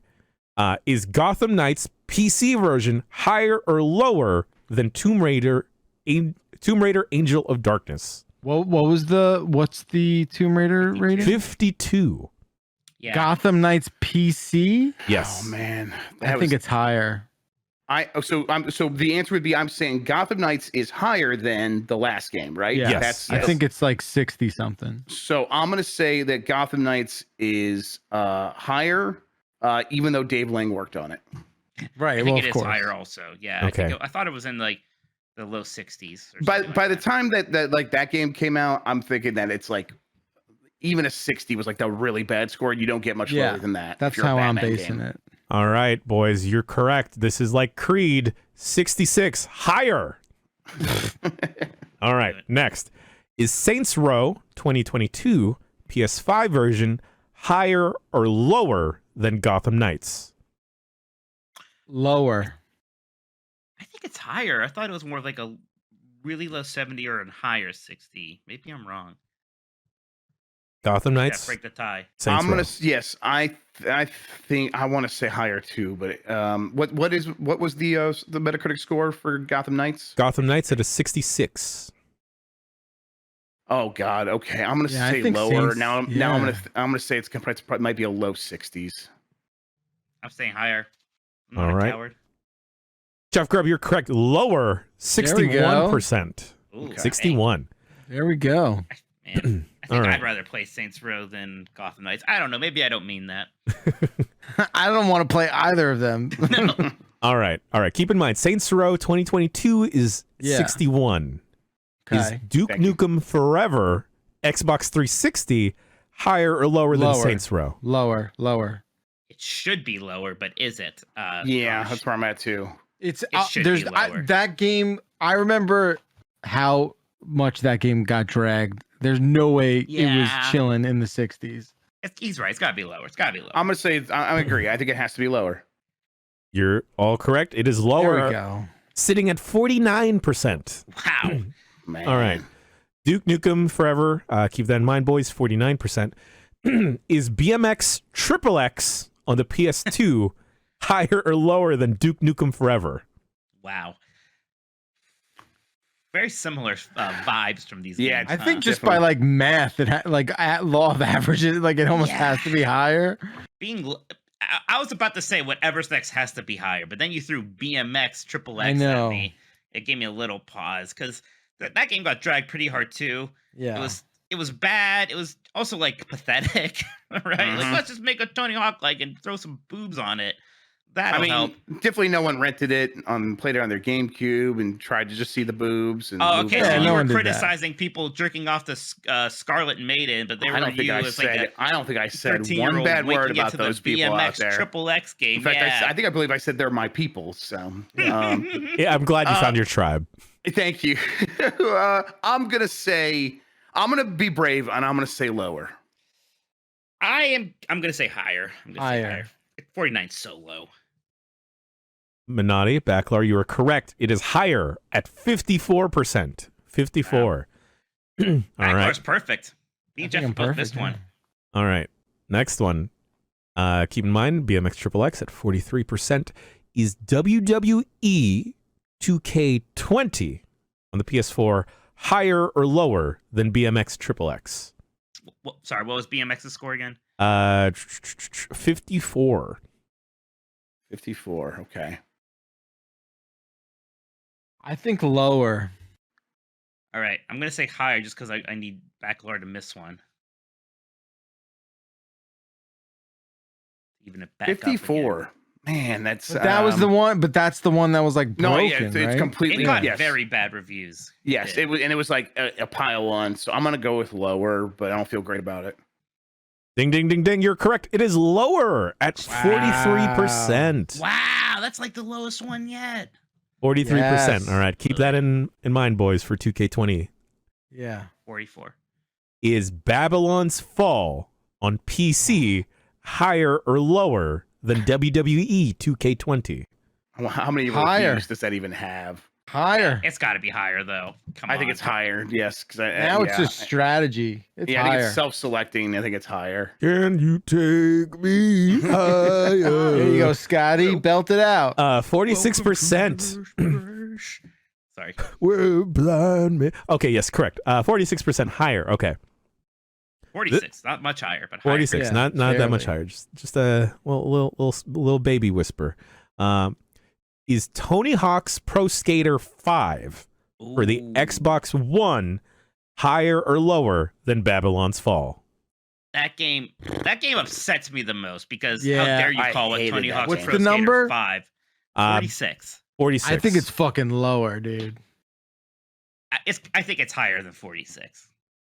I think that I think game it should be lower. was such trash. It was disgusting. It was actually gross. After this, remind me to look at my review. I probably actually didn't review it because I probably hated it so much I didn't want to keep playing it. Is this the one where like the grind button just slammed you down? Am I misremembering? Yeah, like that? it was Yeah. dead on arrival, like, Yeah, that was this one. unplayable. and it was you would hit the Better retry say. button and it would take like 5 seconds to reload, and it's like we figured this out on the PlayStation. Like, how could you be this bad? I'm gonna say lower because I really hate that game. All right. Call yourselves Flo Rida because this one is low, low, low. Dang it, I'm Oh. doing it. How many more are these? I'm perfect. Let He is me see. perfect. 1, 2, 3, 4, 5, 6, 7. 7 more. 7 more. Wow. What? 7 more? 7 more. Okay, So keep buckle it up. up, Backlar. Let's see. All Don't right, fall confidence down. is wavering. here a Buckle little up, bit. gentlemen. Okay, Tony Hawk Pro Skater 5, 39%. Okay, 39%. Oh, Good. nice. I'm glad it's the lowest. That game. Yes, it deserves Yeah, that it. game sucks. Is Aliens Colonial Marine Oh, Jesus. on PS3 higher or lower PS3. Oh god. than Tony Hawk Pro Skater 5? Dude, 39 is so low. I think it's It's- higher. It's astronomically low. It's got to be higher than 39. Grub. Aliens also had a pile on. I'm going to say lower. The streak continues because it is 43% higher. Oh baby. Okay. That kind of Let's seems go. that's insulting. That kind of paints how bad Tony Hawk Pro Skater 5 is. Yeah, Oh, it was it's just terrible. utter trash. Unplayable. Disgusting. Unplayable. Again, they presented as the numbered next entry in Oh. that franchise, which had nothing like Tony Hawk's 1, 2, 3, 4, all bangers. And now you come. It was like when Sonic the Hedgehog. It was one thing when they made bad Sonic the Hedgehog games. Then they called one of them Sonic the Hedgehog 4. How dare you? All right. Keep in mind, this will be. Let's just have this be the last email. Shouts Okay. out to every one else that emailed today. Thank you, Bombcast, giantbomb.com. All right, I don't know this one. Is Agony on PC higher or lower than Aliens Colonial Marines? Oh, what is that game? I don't know what that game Wait, is. what is the name of the game? Agony. Don't look up the Metacritic. Yeah, don't look it up. No. We should just go based on the name. So we're what's the number? 46? 43 was Aliens. 43? Yeah. Dude, I'm gonna say Agony. lower. It's called Agony. Agony. Oh, Marino linked the game in the Giant Bomb wiki if you want to take a quick Okay. peek sees. I'm gonna There's pick no- whatever. Yeah, I'm gonna pick the opposite. It doesn't whatever say the Backlord score? picks. No, No. there's also Okay, I'm no gonna- description attached to it. It's a first-person Oh, survival game what? from 2018. 2018? Oh, man. Man, It we kinda- maybe we should make Dan play this on Blight Club. I think I'm literally basing this off of a thumbnail. 43 was a magic number for Aliens, boys. I already I'm said gonna- I already said lower. I'll say higher. I gotta say lower. I just gotta hope for Baglor to lose some points here. 47%, boys, higher. No! Wow. By 1%. The batting average continues. Okay, here's the familiar one. Keep in mind, Agony for the PC is at 47%. Yeah. Is Sonic 06 higher or lower than Agony? By all accounts, and if the universe is correct, it should be lower. Was it Edge Magazine that gave it a 9 and then probably inflated it? So I'm gonna I'm- say higher. I'm gonna say higher as well. Backlar, what'd you Yeah. say? You said lower. You said Can't lower. take it back. I said it should be lower. I guess that was my answer, but yeah. Well, Bacalar, you continue to win because it is There it is. lower at 46%. Oh my god. The last 3 games is just a swing of 2 points. That's How does he crazy. keep doing it? Okay, Sonic 06 is 46. Keep that in mind, gentlemen. Because the next game is Balan Wonderworld for the PS4 Lower. higher or lower? Lower! I think it's higher. I think it's lower. Gentlemen, we locked in? Yeah. Yeah. Jeff Bacalar. I'm no. sorry, but the streak is Oh. broken. Oh no! If Alan did it- 36%. 36. Will Yuji Naka not let anything beautiful in this Yeah. world stay? First Battle One World put Yuji Naka in jail. Now it ruined the streak. What's going God, I on? was rooting for the streak more than anything The else. greatest streak Yeah. in video games. That's it. All right, Well, okay. Guess I'll die Uh, now. A couple, 1, 2, 3, 4, 4 more, folks. 4 more. All right, we'll blast through these. Okay, Balan Wonderworld is at 36. Is Postal 3 higher or lower than Balan Wonderworld? God. I think it's higher. Lower than 36 is incredible. It's got to be higher. The one thing I remember about Postal 3 is like at that point, everyone was so sick of Postal that I think the only people who were going to review it were the ones who are going to absolutely dunk on it. I'm going to It's a say good lower. strat. I'm going to say lower. Oh, you think lower? Yeah. I thought they were going to be more charitable. No. They No, just no. I wanted to think hate. I think they were self-selected to be like, I'm going to have a fun time dunking on this game. Yeah. Got it. Yeah, I Mm. stand by higher. Bacalar, the streak continues to be broken because we're sitting at 24%. Wow. Lower. That's the comeback. 24%. Damn, what That's a swing. incredible. That's insane. I wasn't expecting that low. A 24% average review score? That's Man. crazy. I kind Okay. of want to play it. It's like, it must be really offensive on top of everything. Yes, of else. course. All right. Last three here, folks. Last three. Postal 3 sits at 24%. Is The Quiet Man on PS4 higher or lower than Postal 3? The Quiet Man. It's got to be higher, man. It's got to be higher. Gotta I be higher mean, than that. Come just on. in what world? Yeah, it's got to be higher. 24. Come on, no way. This is gonna bring us back into like the 40s and 50s. Yeah, come on. 40s and 50s, you said, Mike? Yeah, I guess don't- not. Now I'm scared. Don't put that on me. Don't write You're it all down, correct. but- You're all correct, but it is at 28%. Oh, oh my God. Oh, no. 28%. All right. All Oh, right. no. Okay. Keep We're 20. like shit, man. Keep 28 in your brains, boys. Is Leisure Suit Larry box office bust higher Oh, or lower than The Quiet Man? yeah. Who could know? I mean, I played the one before that when he was in college. Because there was like a naked cheerleader Come on it. Sue Loud or whatever it is. Yeah, like, Come Sue Laud. Yeah. that's pretty good, actually. Yeah. Yeah. I actually just watched a streamer was playing Leisure Suit Larry 6 on her stream the other day. It was kind of fun. But yeah, this one was pretty historically bad. No one liked this one. Whoa. Okay, so Marino shared the Giant Bomb wiki page again. The art for this, he looks like an anime character a little Right. bit. Yeah. Oh, the it's rest of the game same- does not look like that. You play as No. the nephew of Larry Laffer, just like you did in Magnum Cum Laude or whatever. But yeah, they redesigned him to look like that. Going off of what was it? What number? I'm sorry. We're going 28. 28. I say higher. I'm From, I'm gonna say lower. yeah. I'm gonna go. I think we're going all the way to the basement. I think we're Yeah, going let's lower. go down. Going down. Just like this game. Well, Jeffs, you are correct. 17%. Hey. 17. Wow. All right. And the There's a final quick look one. for that game. I'm gonna watch that. Oh, that's sick. Let's circle back to that. Never mind. It's video's unavailable. Blight Okay. Club. Blight Club After Hours. Uh-huh. Oh, that's a different type of blight. Let me tell. Mhm. All right. Leisure That's Suit just Larry. crabs.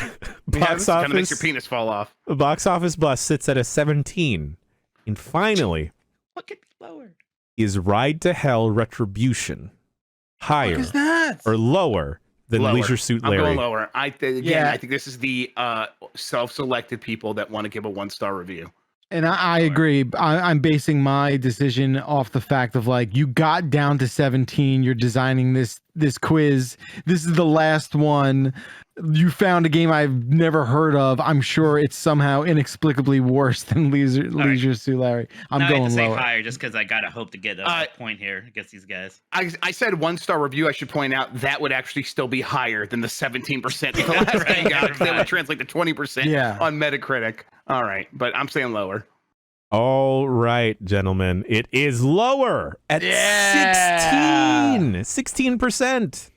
Oh man! Oh, Wow. What a journey. Also, shouts out to did it. Metacritic, Yeah. sister website of, Yeah. of us. Giant Bomb owns Metacritic. That's Yep. right. We juice the scores, damn it. Juicy. Thank you, Haley from Canada, for a fantastic thank Yeah, you. quiz. thanks for that game. That That was was a lot great. of fun. A lot of job, swings. Backlar. A lot of swings. Thank you. Thanks for selling it this time, guys. I really appreciate the buy-in on that. Yeah, this was fun. Well, this wasn't Yeah. about anime. Who cares? Yeah, about that's fair. that? That's fair. You guys like Gundam. That's for nerds. I think I was forced to watch Gundam Wing: The Endless Waltz. That's like a movie. Fuck yeah, it is. Yeah. Hell yeah. Okay. Oh my god. Okay. We don't need to get into Gundam right now, especially Gundam Wing. All right, everybody. That almost does it for the show, but we have a last segment called Shoutouts. Shoutouts to Haley for that fantastic quiz. Shouts out to you, the folks at home, for tuning in. Shouts out to Mike for immediately derailing the show and kind of deciding the tone. And I wasn't even invited. I just came on here and started talking about sex stores.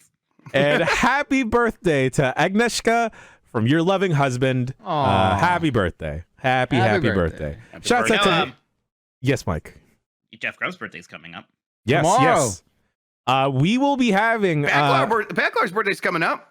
Friday, yeah. Right? That's Yeah. exactly why this Friday, folks, we'll be doing UPF an hour earlier than normal, and we will be doing UPB unprofessional birthdays. Dan is planning out 2 birthdays.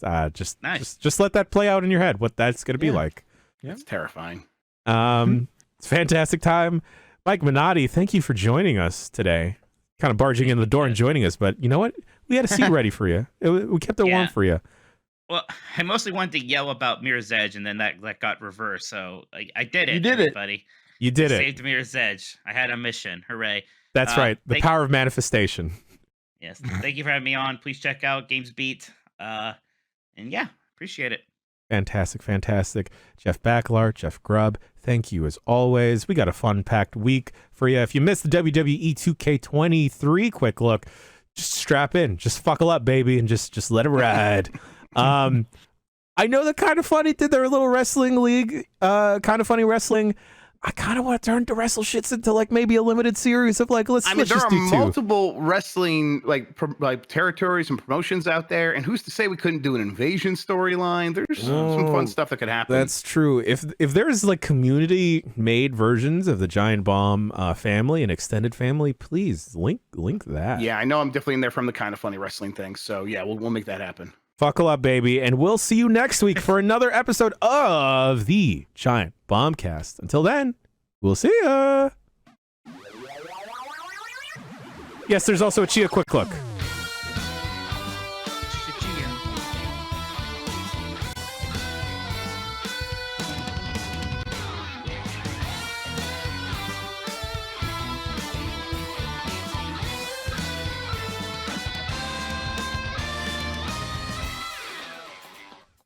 Mwah.